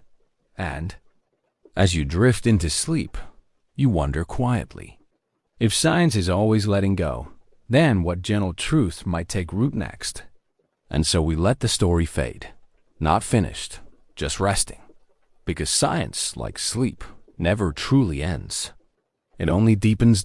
If this brought you peace or stirred your curiosity like a quiet tide, then press like, leave a comment, or gently subscribe so the next journey can find its way to you. Until then, sleep softly, dream widely, and keep asking questions, even in the dark.